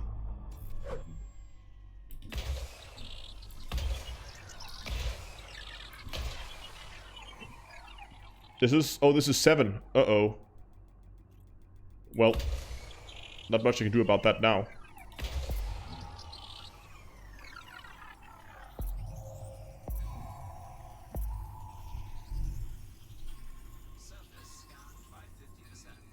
Yeah, this is gonna be an issue. I'm not gonna get the efficiency target on this one.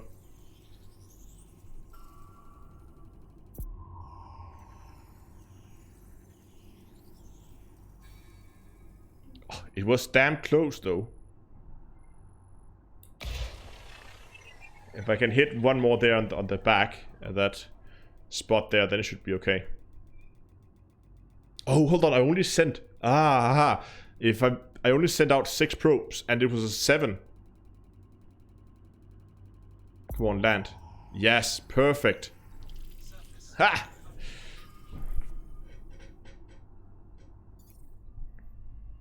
Okay, managed to salvage that. What am I doing? I want the other map. Yes, so we're done with that one. Let's move over to the other system. Let's fly across.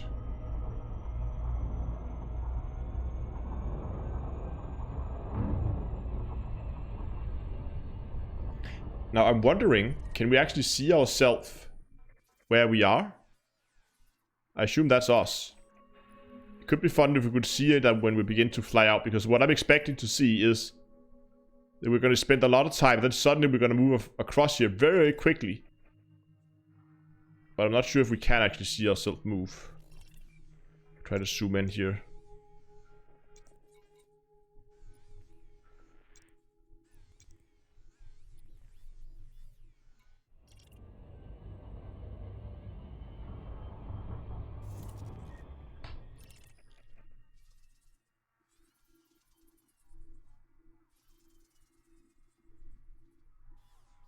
Now it claims we are here. We started there and now we're here. But we're flying there. That makes no sense.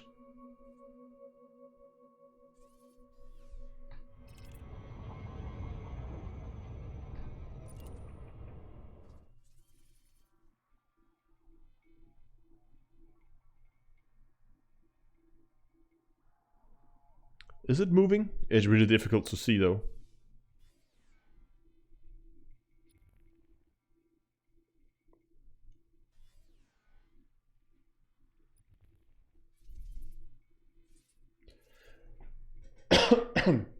Sorry.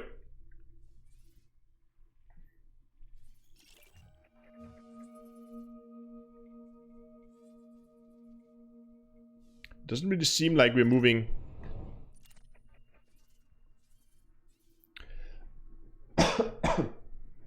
So now we're out here.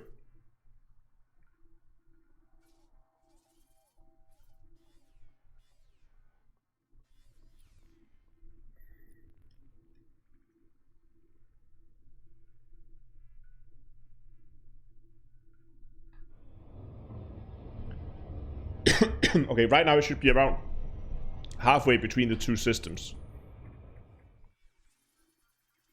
But it's moved me all over the place.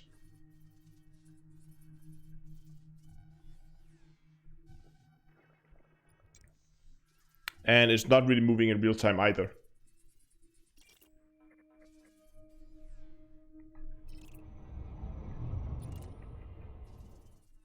See, now it's moved somewhere that seems fairly reasonable.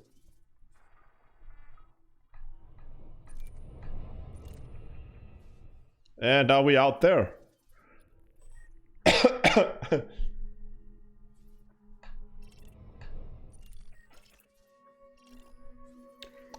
Oh, Frontier.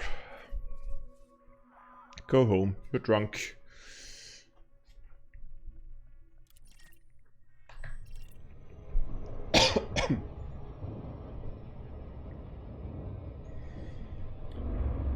I'm glad that there's actually something that works on console and not on PC for once. It's normally the other way around.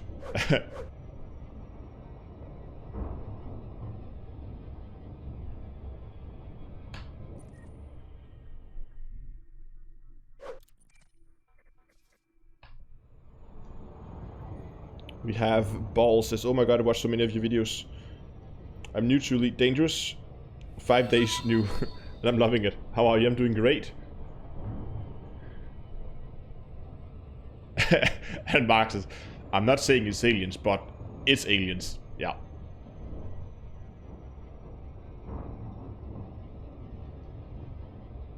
So we are still in deep space. I have a suspicion that as soon as we switch over to the other, I'm not going to buy, but the other sphere of influence, then it would also jump on the map. Okay, so now it figured out that we are heading into the system at least. So it's done a little bit of a better job this time.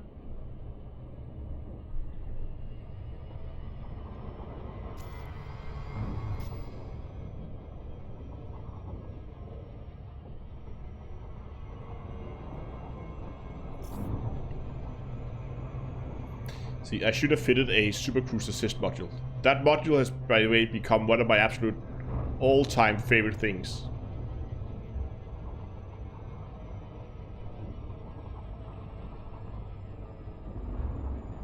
Oh, look at that nebula there in the background.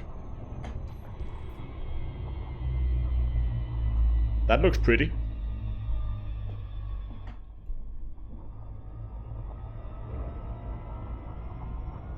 Wonder which one that is. It's fairly large and in the direction of the core.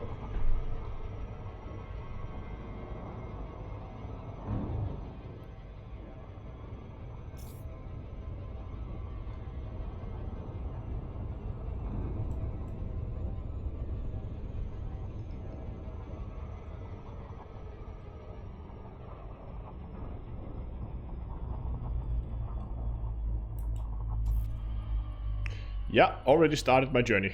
Okay, 6 probes. That should be pretty standard layout of something like this. This, and this.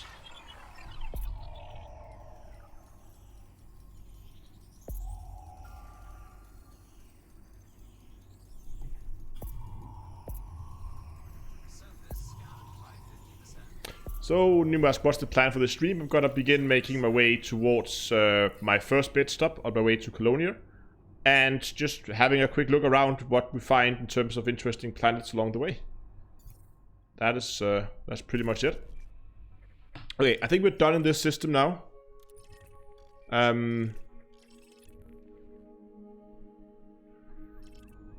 think I'll be moving on to the next one. So, what else do we have? Where is the next system? Here we go. I haven't had that many good photo opportunities this time.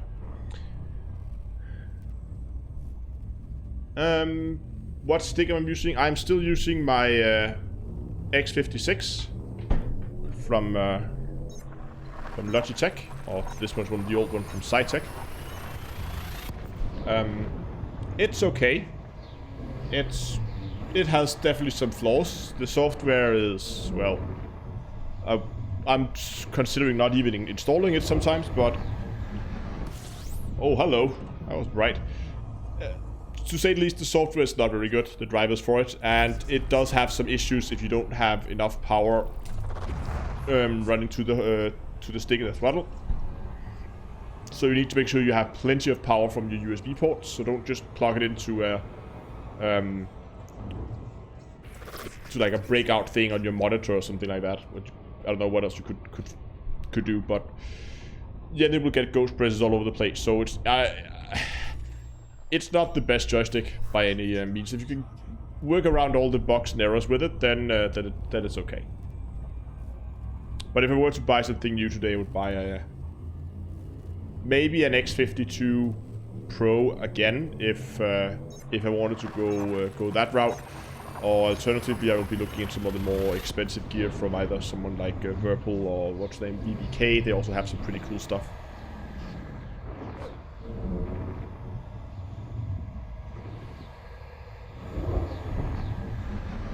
Oh yeah, mapping a gas giant, that's right. Forgot that. 3 bodies, what do we get? Oh, wait, what? Okay, we have a single gas giant in this system, so just in the interest of mapping that, let's go and do that. Yeah, the throttle definitely is the one that has the most issues. I have a suspicion that maybe can be improved if you turn off all the LEDs, as all the lights on it, because they must be drawing some power, probably not a lot, but some. And if power is the issue, then maybe turning off the LEDs will help. I don't know. I actually haven't tried that because I found 2 USB ports that are providing it with sufficient power, so that's not an issue. Where is this gas giant? Oh, there it is. Oh, that looks like it could be far away.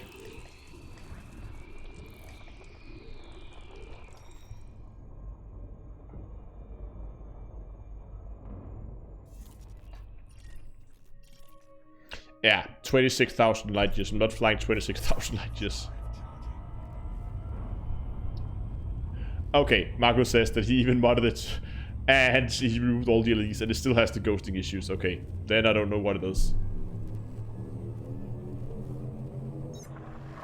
What is ghosting? Ghosting means that you get the joystick will push buttons without you actually touching it.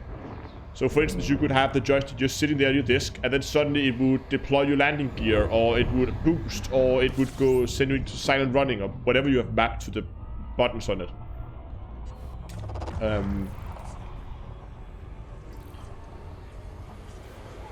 Is the Warthog good for Elite? Well, the only problem I have with the Warthog is it doesn't have a twist. The joystick doesn't twist, so you have to use pedals for yaw, unless you want to put them on something else. I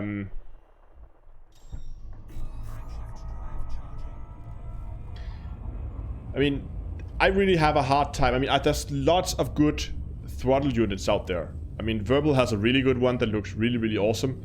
But what I'm having a hard time is finding a joystick that I like, because I want a joystick that has twists so that I can use the twisting of a joystick as yaw. And I needed to have a combination of both hats and buttons, and especially that small pinky switch. You can see here on the back, there's this like pinky switch. I'll probably try not to fly into a star. I use that a lot. I use that as my secondary trigger. So I want something along those lines. I know these are normally used in airplanes for braking, but I use it in Elite as a secondary trigger. And there's a lot of them that I mean, finding one that both has a good pinky switch and has a twist in the joystick, that's not an easy task. Howdy, DP. Did we honk the system? I think we honked the system. You get ghosting. How to stop it? Make sure that your joystick is plugged into to USB ports directly on your motherboard. Don't use any breakout stuff. Or at least, okay, what you could do is try just to move them around until you don't get any ghosting. Because in some cases they work better with the when they're in a powered USB hub. Sometimes they work better if they are straight off the motherboard. Just try different USB ports until you find something that works. Do you only need a stick? No. You would definitely want. Whoops. You definitely want a throttle unit as well, as I have over here on the other hand.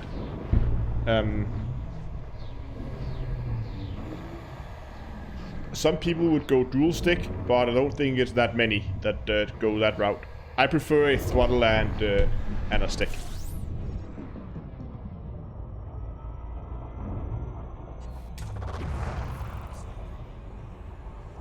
Oh, moved from to PC from Xbox, and yeah, Triple Elite is quite a bit of work. 11 buddies. Nothing of interest. Yeah, exactly. It seems to be really random which type of USB they like. So try different ones, move them around, see what happens. It's the best recommendation I can give. Just try different USB ports and figure out which one don't give you a ghosting if you, yeah.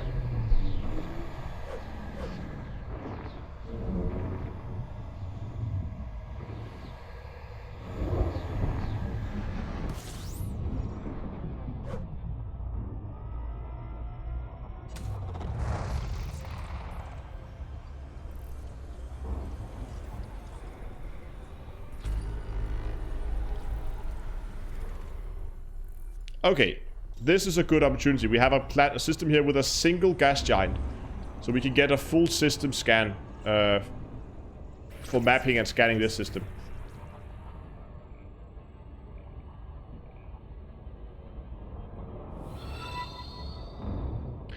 no, the X50... okay, the X52 does not have the ghosting issues. And the reason why I moved away from the X52 Pro is because the one I had was just getting, like, physically worn down.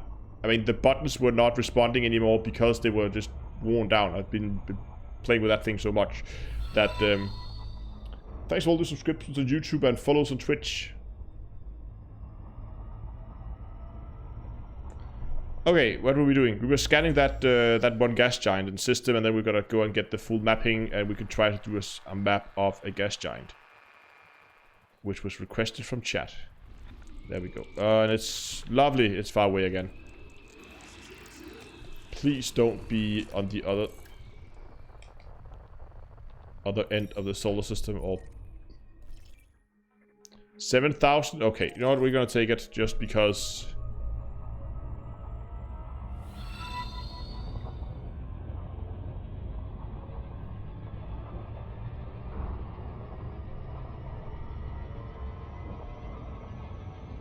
What is my estimated travel time to reach Colonia? In like playtime or in real time? Because if we're talking real time, weeks.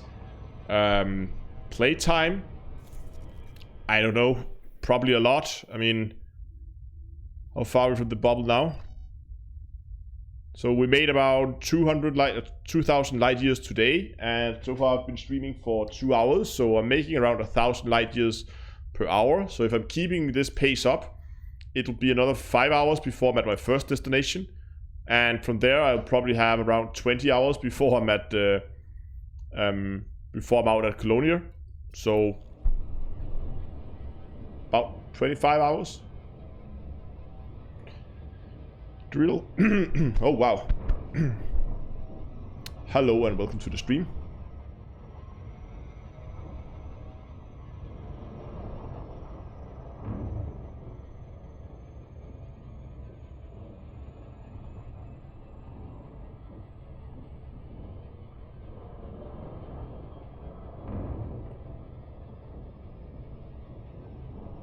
People asking about my key bindings.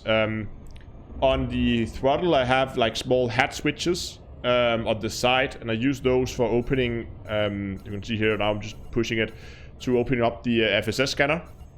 Then I have the dials. There's like some small rotating dials that you can use. I use those for moving the scanner around. And I guess that's pretty much it. Use the trigger for select, and that's it. At least when it comes to scanning planets.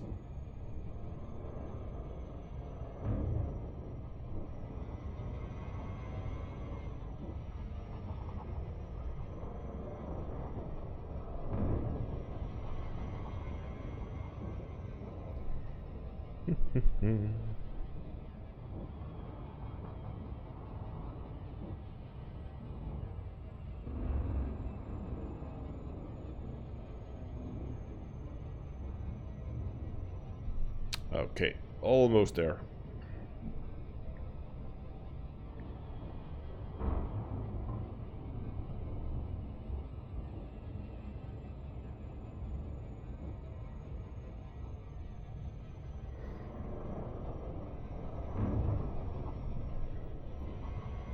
Whee!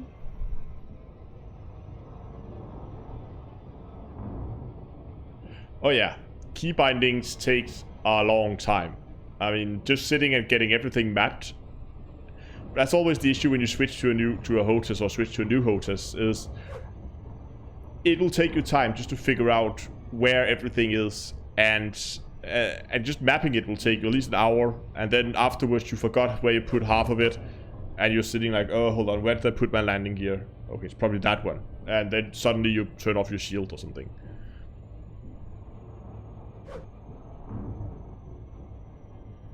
Okay, we're coming up with the gas giant now. Let's see where we're at.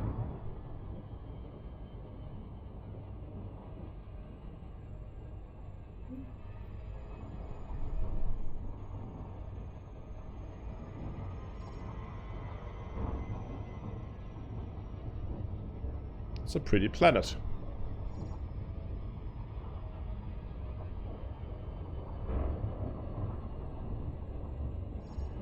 Okay. Stop this thing here. Okay, 21 probes. So what I would probably do is to fire one at the center and then begin moving outwards. So I'll probably in this case, because gas giants can vary a lot in size, so I'll just wait and see how big the circle is when it actually impacts. Okay, so it's pretty big. So what I want to do now is to kind of hit right here on the edge of it, maybe a little bit further out. So what I will do is it will of course be pulled in towards the center, so I'm going to aim a little low, and then we're going to build a basically a square around this one, I think. So I'll probably be aiming around there. There, I'm hoping it's not getting pulled in too much. There. And there. Let's see where these things land. That's okay.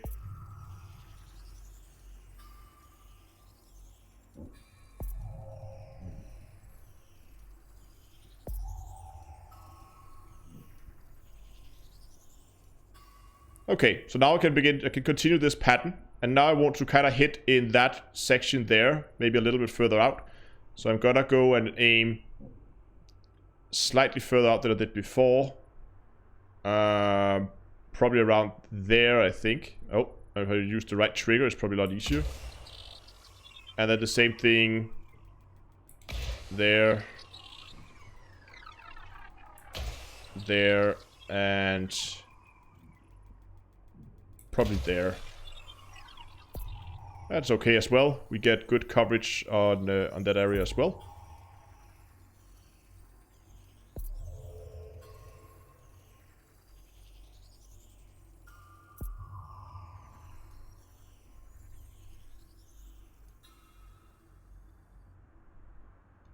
Okay, so now we pretty much mapped this side of the planet, at least what we can see.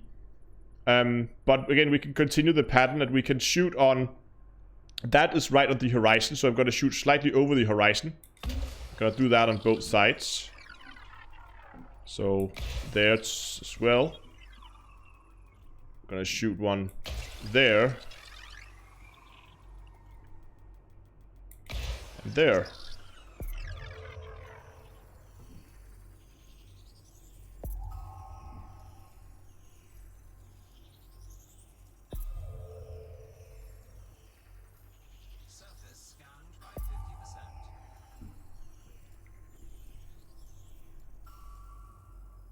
Beautiful. So now we got the majority of the map done on this side. If we look at the back side, of course, we haven't done a whole lot. But what I would probably do now is to jump out of this mode and then move over to the other side of the planet, because it's quite difficult to do accurate, I think. I'm not good enough, at least, that I could do accurate probes on the back side. So in order to get that done in a more accurate fashion, I'll just move around the planet and continue my work from the other side.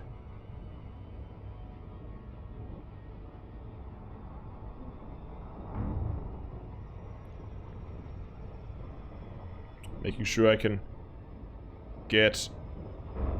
So this is not quite far enough yet. Keep moving, keep moving, keep moving.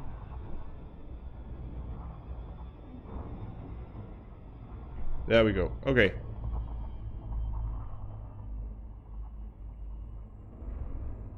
And now we're just gonna map this side of the planet as well. As you can see, we have about 50. We can start and pretty much do the same thing again. I can't remember how far I was. Was it like there? I think that was about where I was.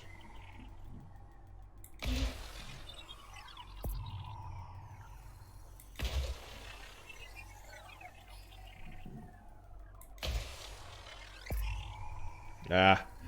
So this time they are a little bit too far in.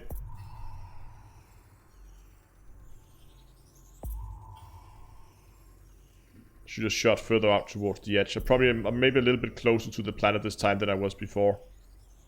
So we're gonna compensate a little bit by shooting, I think, there, there,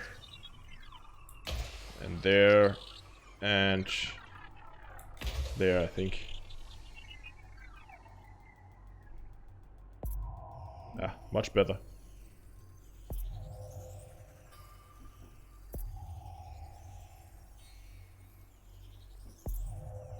And that should bring us up to 90 and 100. Fully mapped. I'm not sure if we got the efficiency bonus. Didn't actually pay attention to it. But I think it was a pretty good map.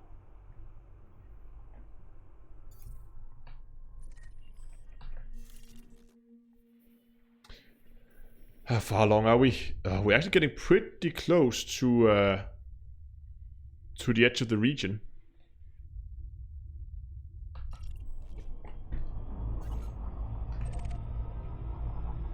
"22 probes. Okay. So I was 1 probe short. So probably if I haven't messed up those 4 probes and on the backside in the square around it, I would probably be able to have gotten it a little bit earlier. And of course, this is an unengineered probe launcher, or well, detailed surface scanner. So if I had a better detailed surface scanner, then of course I would be able to map it a lot quicker.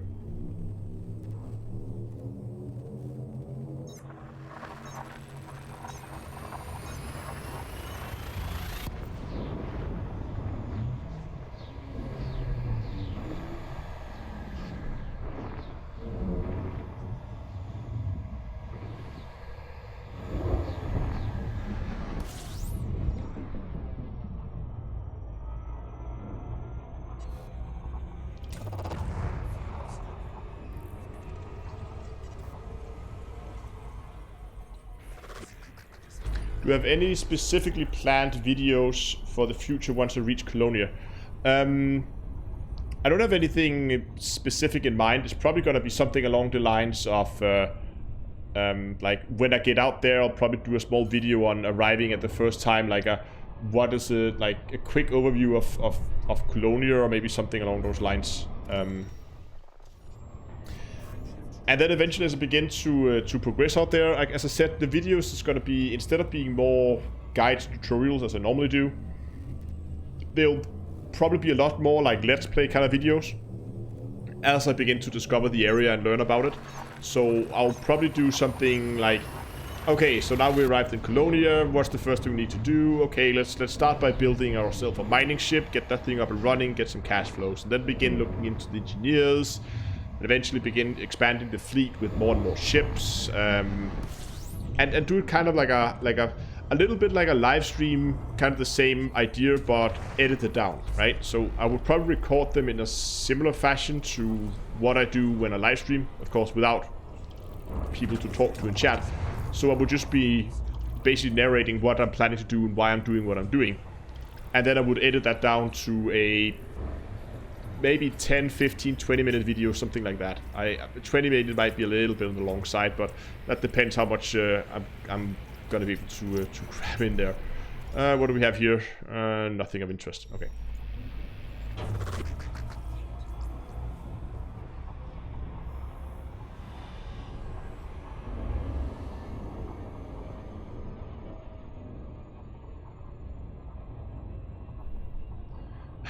Mark says, I went to Colonia once, didn't make it. I remained in a canyon somewhere halfway.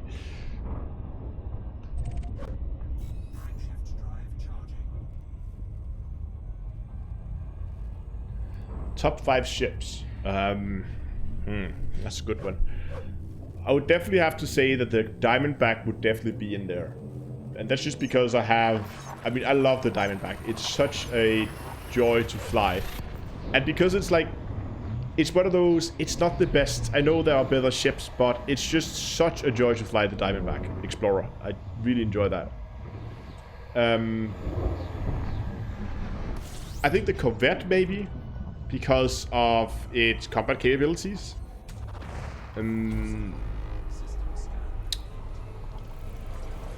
Clipper for mining, obviously. Good ship as well. And other than that, I've always liked these I've always liked these multi-purpose ships, like the Python and the Cobra Mark III. I mean, I really like those ships because of their multi-purpose roles. Anaconda would be the Anaconda is a little. I mean, I like the ship because it's so versatile and can do so many things. But I'm also really hating it because I've been flying it for so long, and every time I try to make a build, I just always end up coming back to the Anaconda. And even though I would love to be flying something else for a while, just to get out of that ship, it is just for what I need.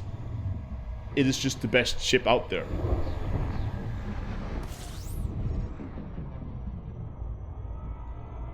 I did try it. I think it was it after 3.3 came out. I did try to like move out of the Anaconda, find something else that I could use as my my everyday bubble bus. But at the end of the day, it would just be a downgrade from what I had, and this just didn't make any sense to move out of it.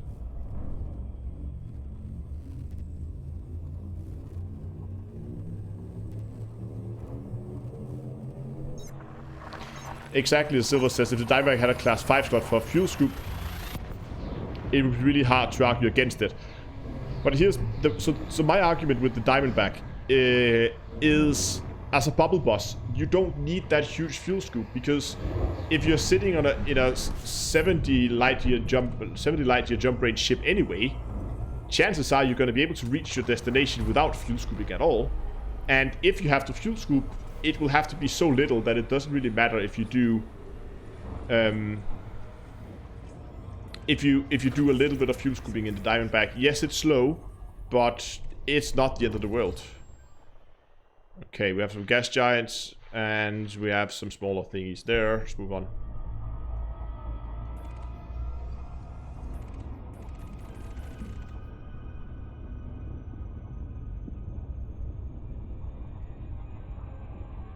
Do you think Frontier will ever allow us to remove military slot to add more cargo?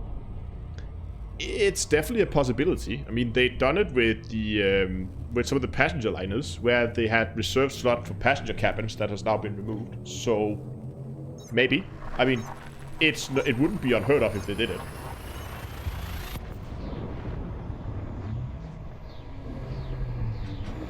Yeah, you're absolutely right, Syl. If you're taking the Diamondback out for exploration, then the bigger fuel scoop would be really, really nice. But when it's just a bubble bus, it should do just fine.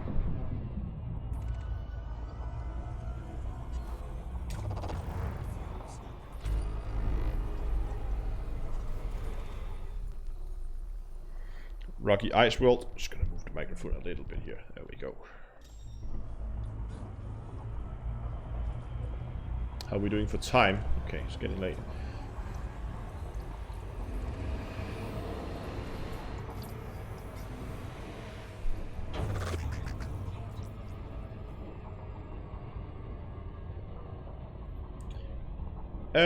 We have Smithy says, beginning to look to start with combat, start progressing my combat rank for dangerous for Laurie Jameson.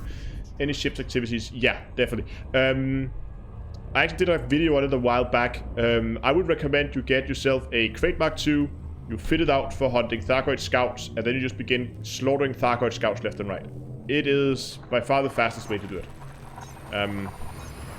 You should be able to reach dangerous in... I don't know how many hours. That depends where you are, of course, but I guess dangerous, you could probably reach that in a matter of I wouldn't say hours, but maybe like 3-4 hours of gameplay, something like that. You should be dangerous.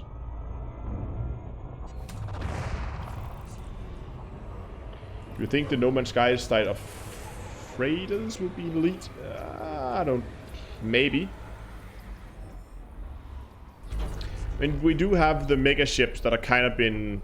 They were delayed after the 3.3 patch. And I guess they would have to be moved around somehow. I hope that they're not going to be like the ferries that can only move on Thursdays, like once a week. That would be a little disappointing if that was the case. But I have a sneaky suspicion that's going to be the case.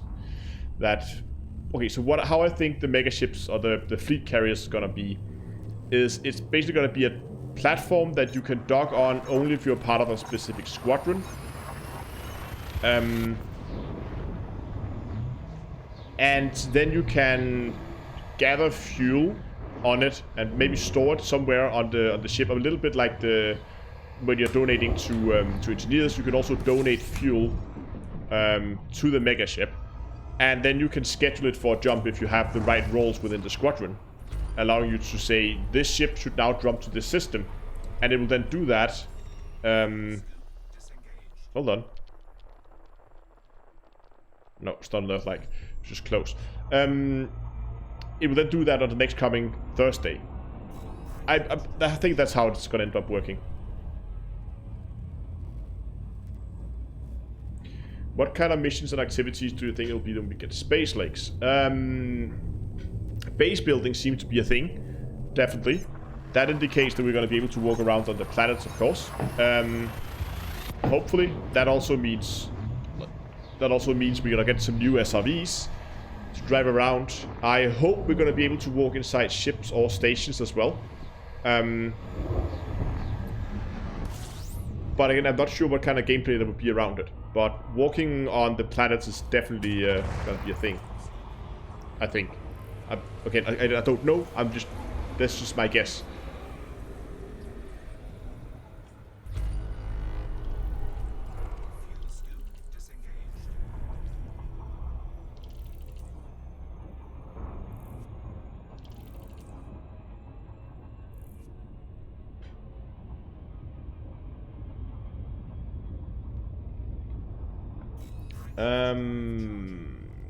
Let me see.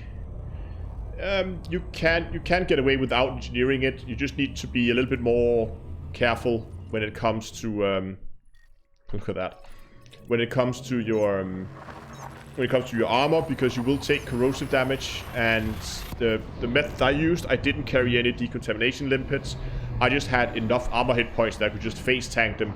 So my ammo in my multi-cannons would run out before my armor was corroded through.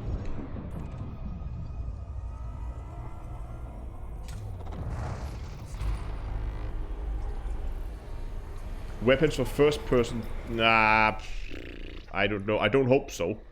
I don't hope Elite's gonna be a first person shooter. It would seem, I don't know. I hope they're gonna take a more...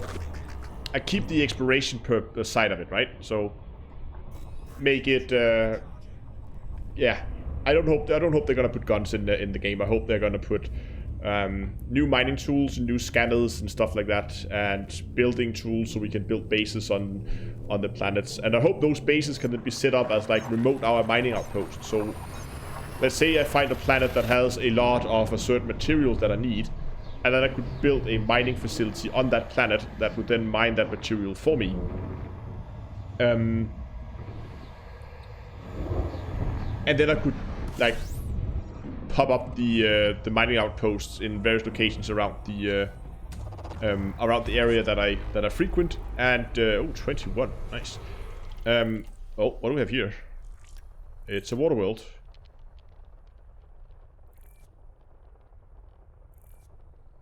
Okay, let's scan this system. And then I could come back, and then I could collect the materials, so I didn't have to drive around with the SRV and prospect it manually. But instead I would have to do it in a more, like, just have it done automatically so I can come and pick it up. It would definitely take some of the grind out of the game, that's for sure. Okay, let's get this system scanned. Oh, look at that. Looks hot.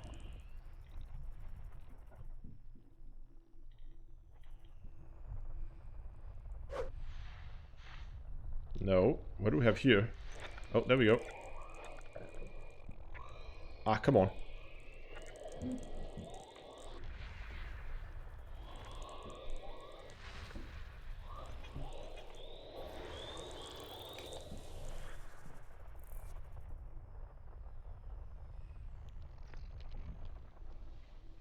Come on.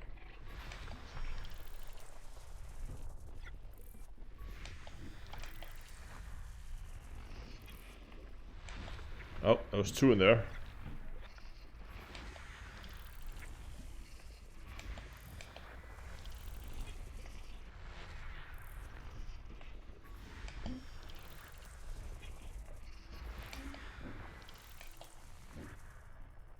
This is really, really weird. We have moons orbiting moons in here.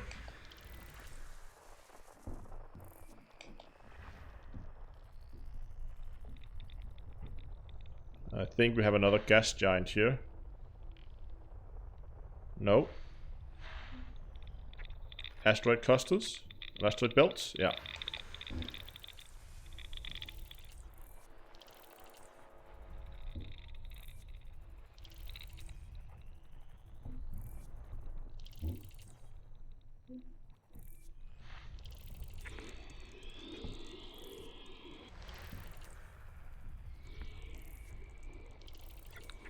There we go.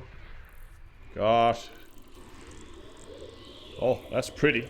I like that one. I really like the ringed gas giants. What do we have here?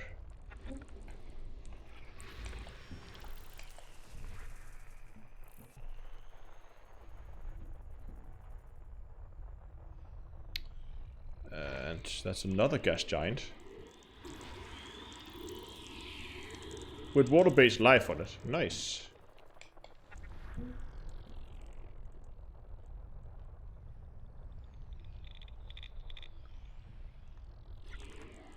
There are more gas giants out here. It never stops. There's something there.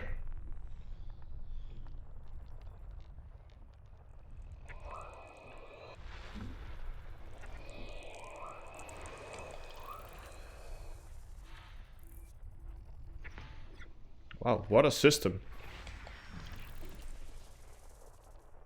I'm sorry I'm not reading chat right now, but I just need to get this system scanned so we can figure out what we want to map. And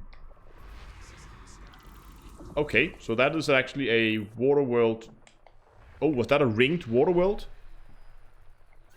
Yeah, it was.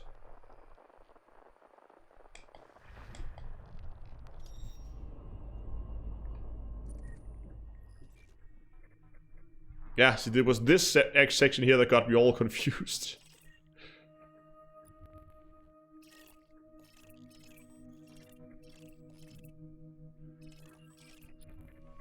And there's a ringed water world. Let's go and visit that.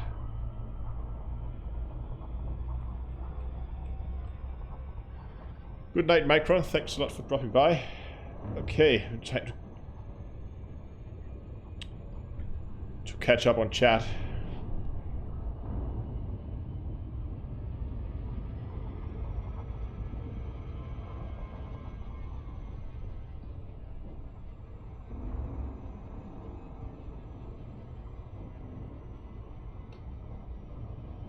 Okay, people are discussing Star Citizens, I see. Okay, fair enough.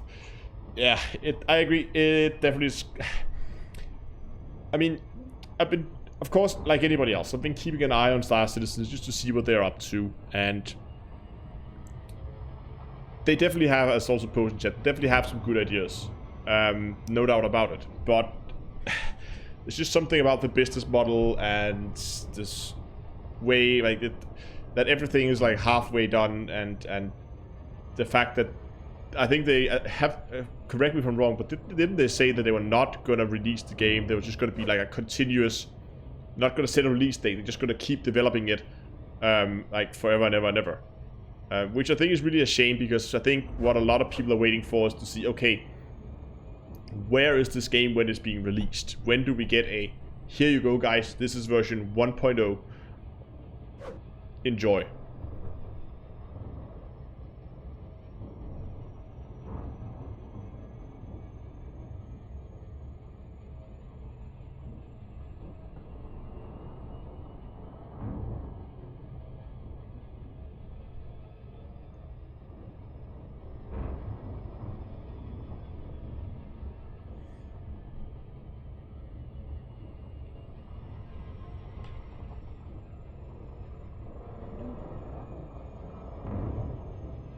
You're right, the reaction craft is developed for 7 years. Which is way longer than it should. Easy mode says also join your stuff, Astro. But that orange hot, man. Yeah, but problem is I never really found a hot color where all the different colors are easily distinguishable. Like, I want to be able to see the difference between what's an enemy, what's a friendly, what's a wingmate, what's a neutral, and what's a can and a container and stuff. All that stuff needs to be easily distinguishable, and I just haven't found one that allows for that.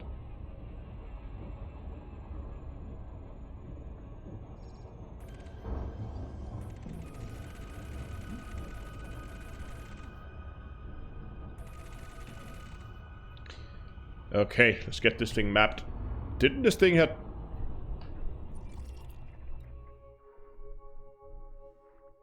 It says here it has rings.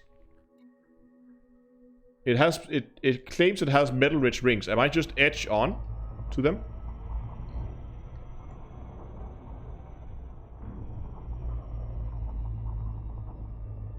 Those are the faintest rings I've ever seen. Can we... Nope. We can't... Oh no, there we go. Oh, they're just really, really thin.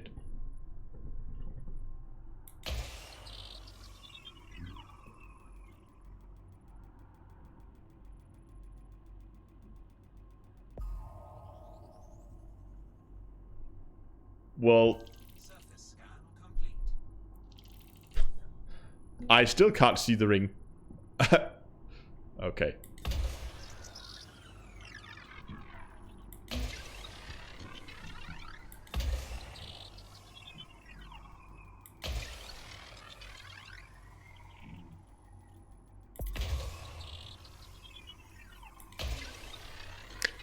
Yeah, I believe this this is in fact a undiscovered. I haven't checked, but I believe this is undiscovered.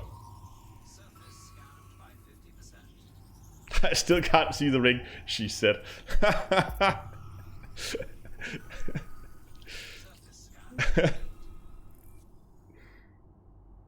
Okay.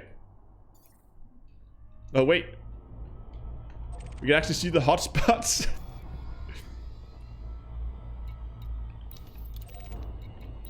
You know, I'm gonna try to drop down into one of these hotspots here.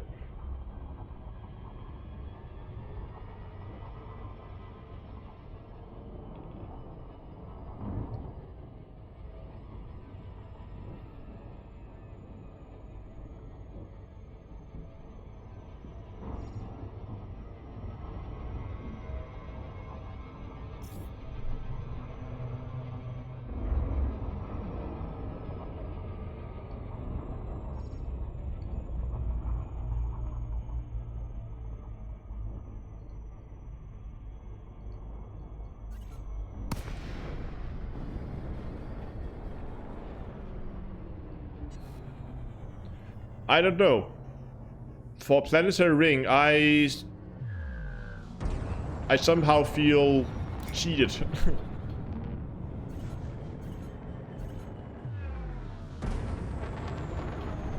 Yeah, maybe we should try night vision.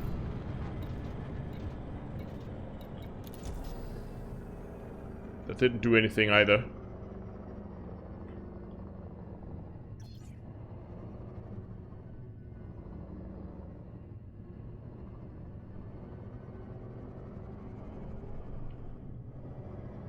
It's just debris. Hold on.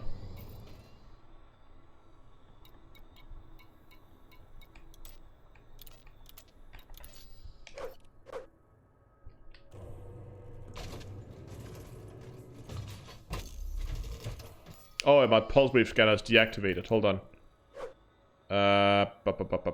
What do we turn off?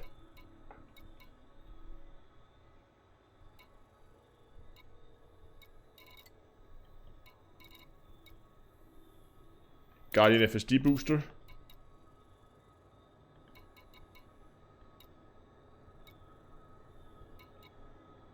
We turn off the fuel scoop. And for good measures, I also turn off the... do we have anything? How much does it use? Pulse will use 15%. Okay, we should have enough now.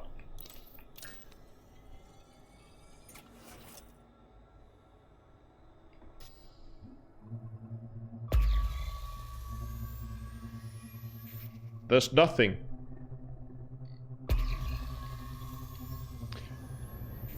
But this is still very interesting. Because...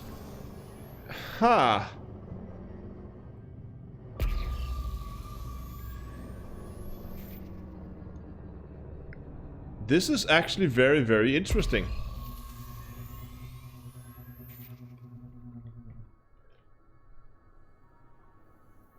So, we know that that core asteroids with the core deposits in them are generated separately from all the other rocks in a ring. We know that from slip mining. That showed really clearly that those two are completely different ones. But the fact that we are now in a ring where... Because what I had then wanted to try to figure out is if the ring density... If the ring density has had anything to do with the number of core deposits that are being spawned. So does it make a difference between if you go into a high density or a low density area? And so far, I haven't come up with a sure way to detect this, if that was the case. But this shows, this is a hands down proof that the density of the rings, unless this is a bug, I mean, we can't say it's not a bug, but you can still see there are still like the small like dust particles around here, like this one here, like those there, they are still here, and they are generated just as they normally would. We can get one up close here. It's really, really small. Oh, there it is. You can see that there. But that shows that the ring seems to have been spawned somewhat correctly, at least.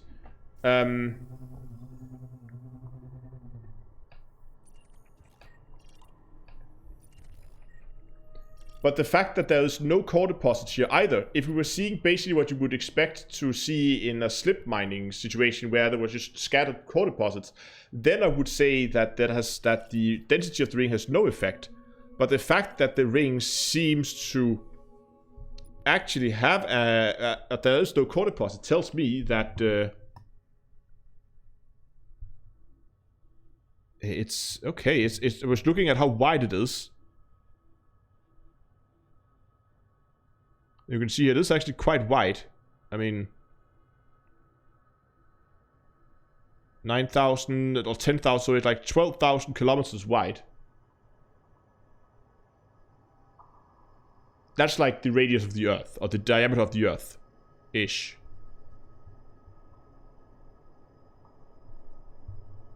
Metal rich, my ass. It's a pristine reserve metal rich, so it's not a bad ring if there was anything to mine. But okay, back to the point at hand here. The fact that there is no core deposit here tells me that the density of the ring indeed is tied to how many core deposits are spawned in a ring. That being said, though, doesn't mean that you should always go into the highest density areas. Because when you go into a higher density area of a ring, you are like mean free path in terms of line of sight. Like how far can you see on average before you hit an asteroid? It's basically like if you go into a forest and you're looking for a specific type of tree, do you go into the densest part of the forest where you can pretty much only see 10 meters around you, but there's a lot more trees, so the chance of finding one is a lot bigger, because they should be a lot closer? Or do you go into an area where you have a wider field of view where you can see further, but of course then there would also be less of the specific type of tree? This is exactly the situation we have here, where do you want to go into the highest density areas and you get a low average, or like a low mean free path before you like in terms of your line of sight, Or do you go into a lower density area where there would be further between the rocks, but it's easier for you to spot them? And I think the correct answer is somewhere in between. I don't think that is necessarily the highest or the lowest. This is very, very interesting. I know I'm a mining freak and I can spend hours talking about mining, but this is really, really interesting.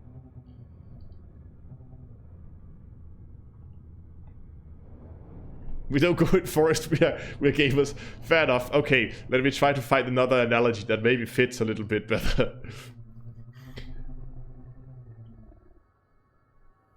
Okay, you know what? I was actually... Oh, okay, it's late, but okay, I can't stop now. Did I turn off my FSD? No, my FSD is still active. Good.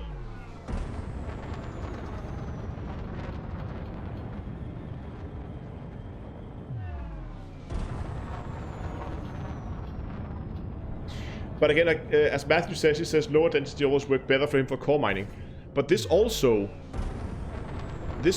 shows that where would I going with this? That, I mean, it depends on the ship. If you're flying, let's say you're flying a clipper for mining, which is very, very fast in a straight line, you can easily go into a lower density area without worrying too much about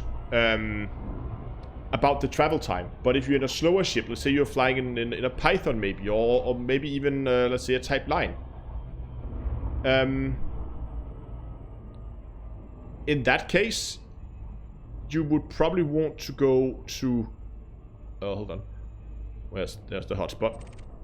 Let's try another hotspot.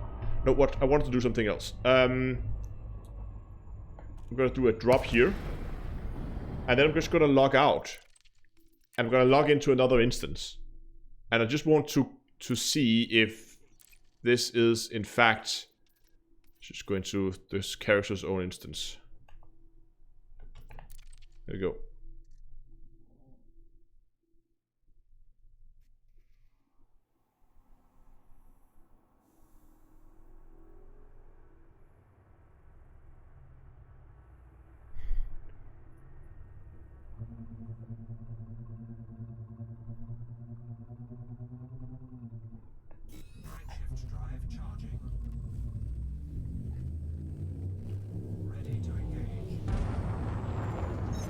Definitely seems to me like this is in fact how it is generated.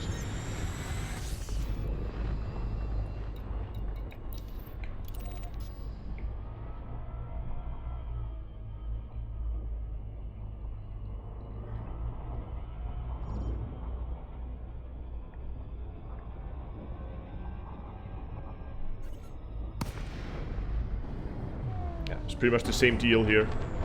Let's move into the ring.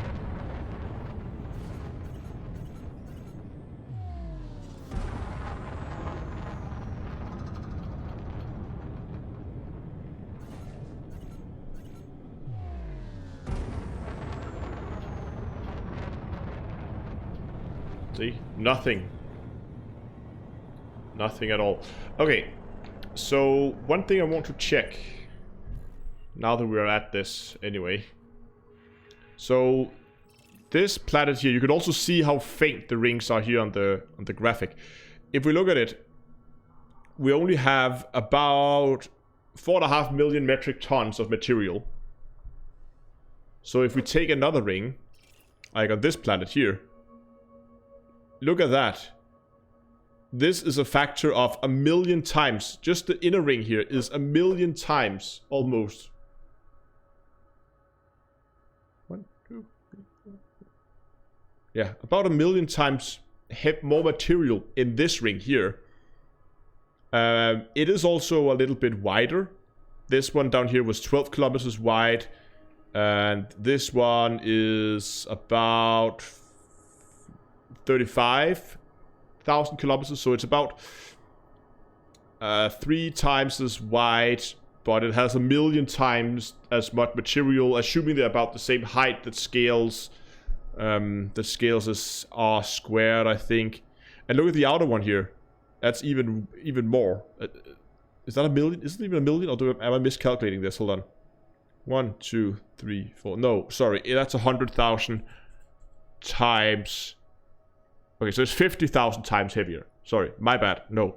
Am I Okay, I'm completely messing this up now.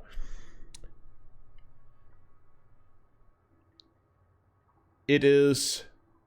If that was 4 and that was 200,000. Yeah, no, I'm messing this up completely. Sorry.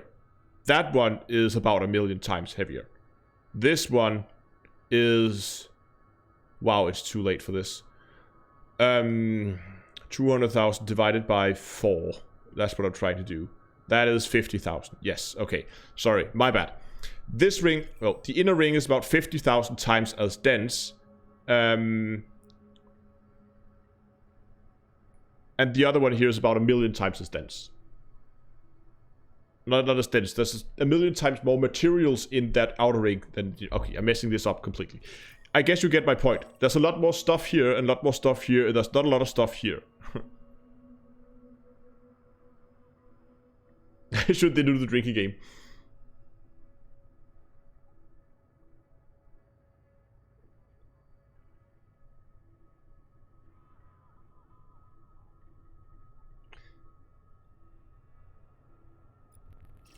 Huh. I love this. This is awesome. Never has a miner been so happy to find a empty ring.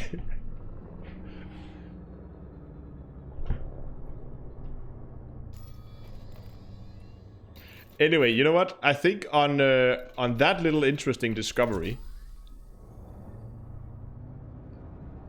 I think I'm gonna call it for today.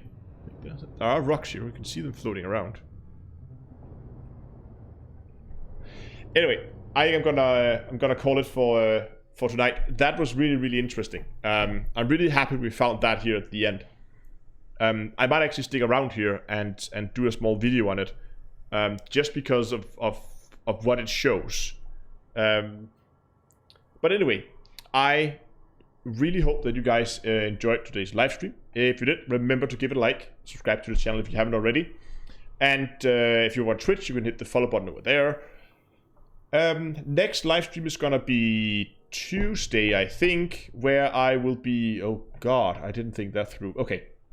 Next live stream will be Tuesday, and I will most likely be continuing from here, where we'll go on and move on. I don't know how far we are from our destination right now. Oh, I locked out, so we need to replot the route. I don't want to do that right now. Okay, it is replotting it for me. Thank you, Elite.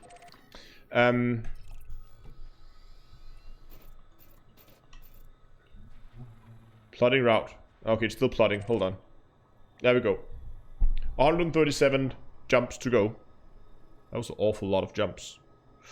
Oh well. I thought we're down to 119 at some point, weren't we? Why did we suddenly get a lot of extra jumps?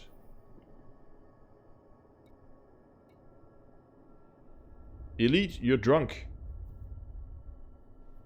Okay. We have 100 and something jumps to go.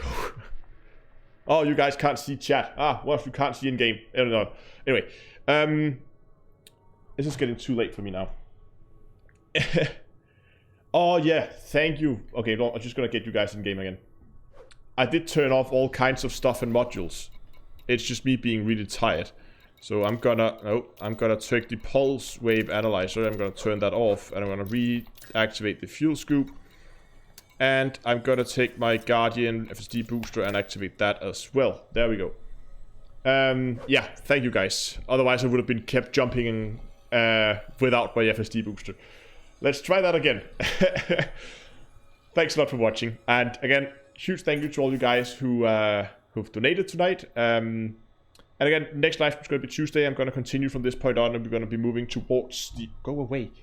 We're going to be moving towards the first destination, and hopefully we're going to come across something interesting once again. And yeah, if you haven't already, please go and jump over on Discord if you use that, and join the community over there. Lots of funny stuff happening over there. We play other games outside Elite, and there's also plenty of nice people to talk to over there. And finally, I just want to do a quick mention and say, of course, I have a merch store that has been opened recently. You can go down and check the link in the description. And actually, if you want Twitch, there should be like a nice way you can click through it and everything. It's really nice and integrated now. But go and check that out if you're interested. So yeah, thanks for watching, guys. And also next time, I'll see you guys in space.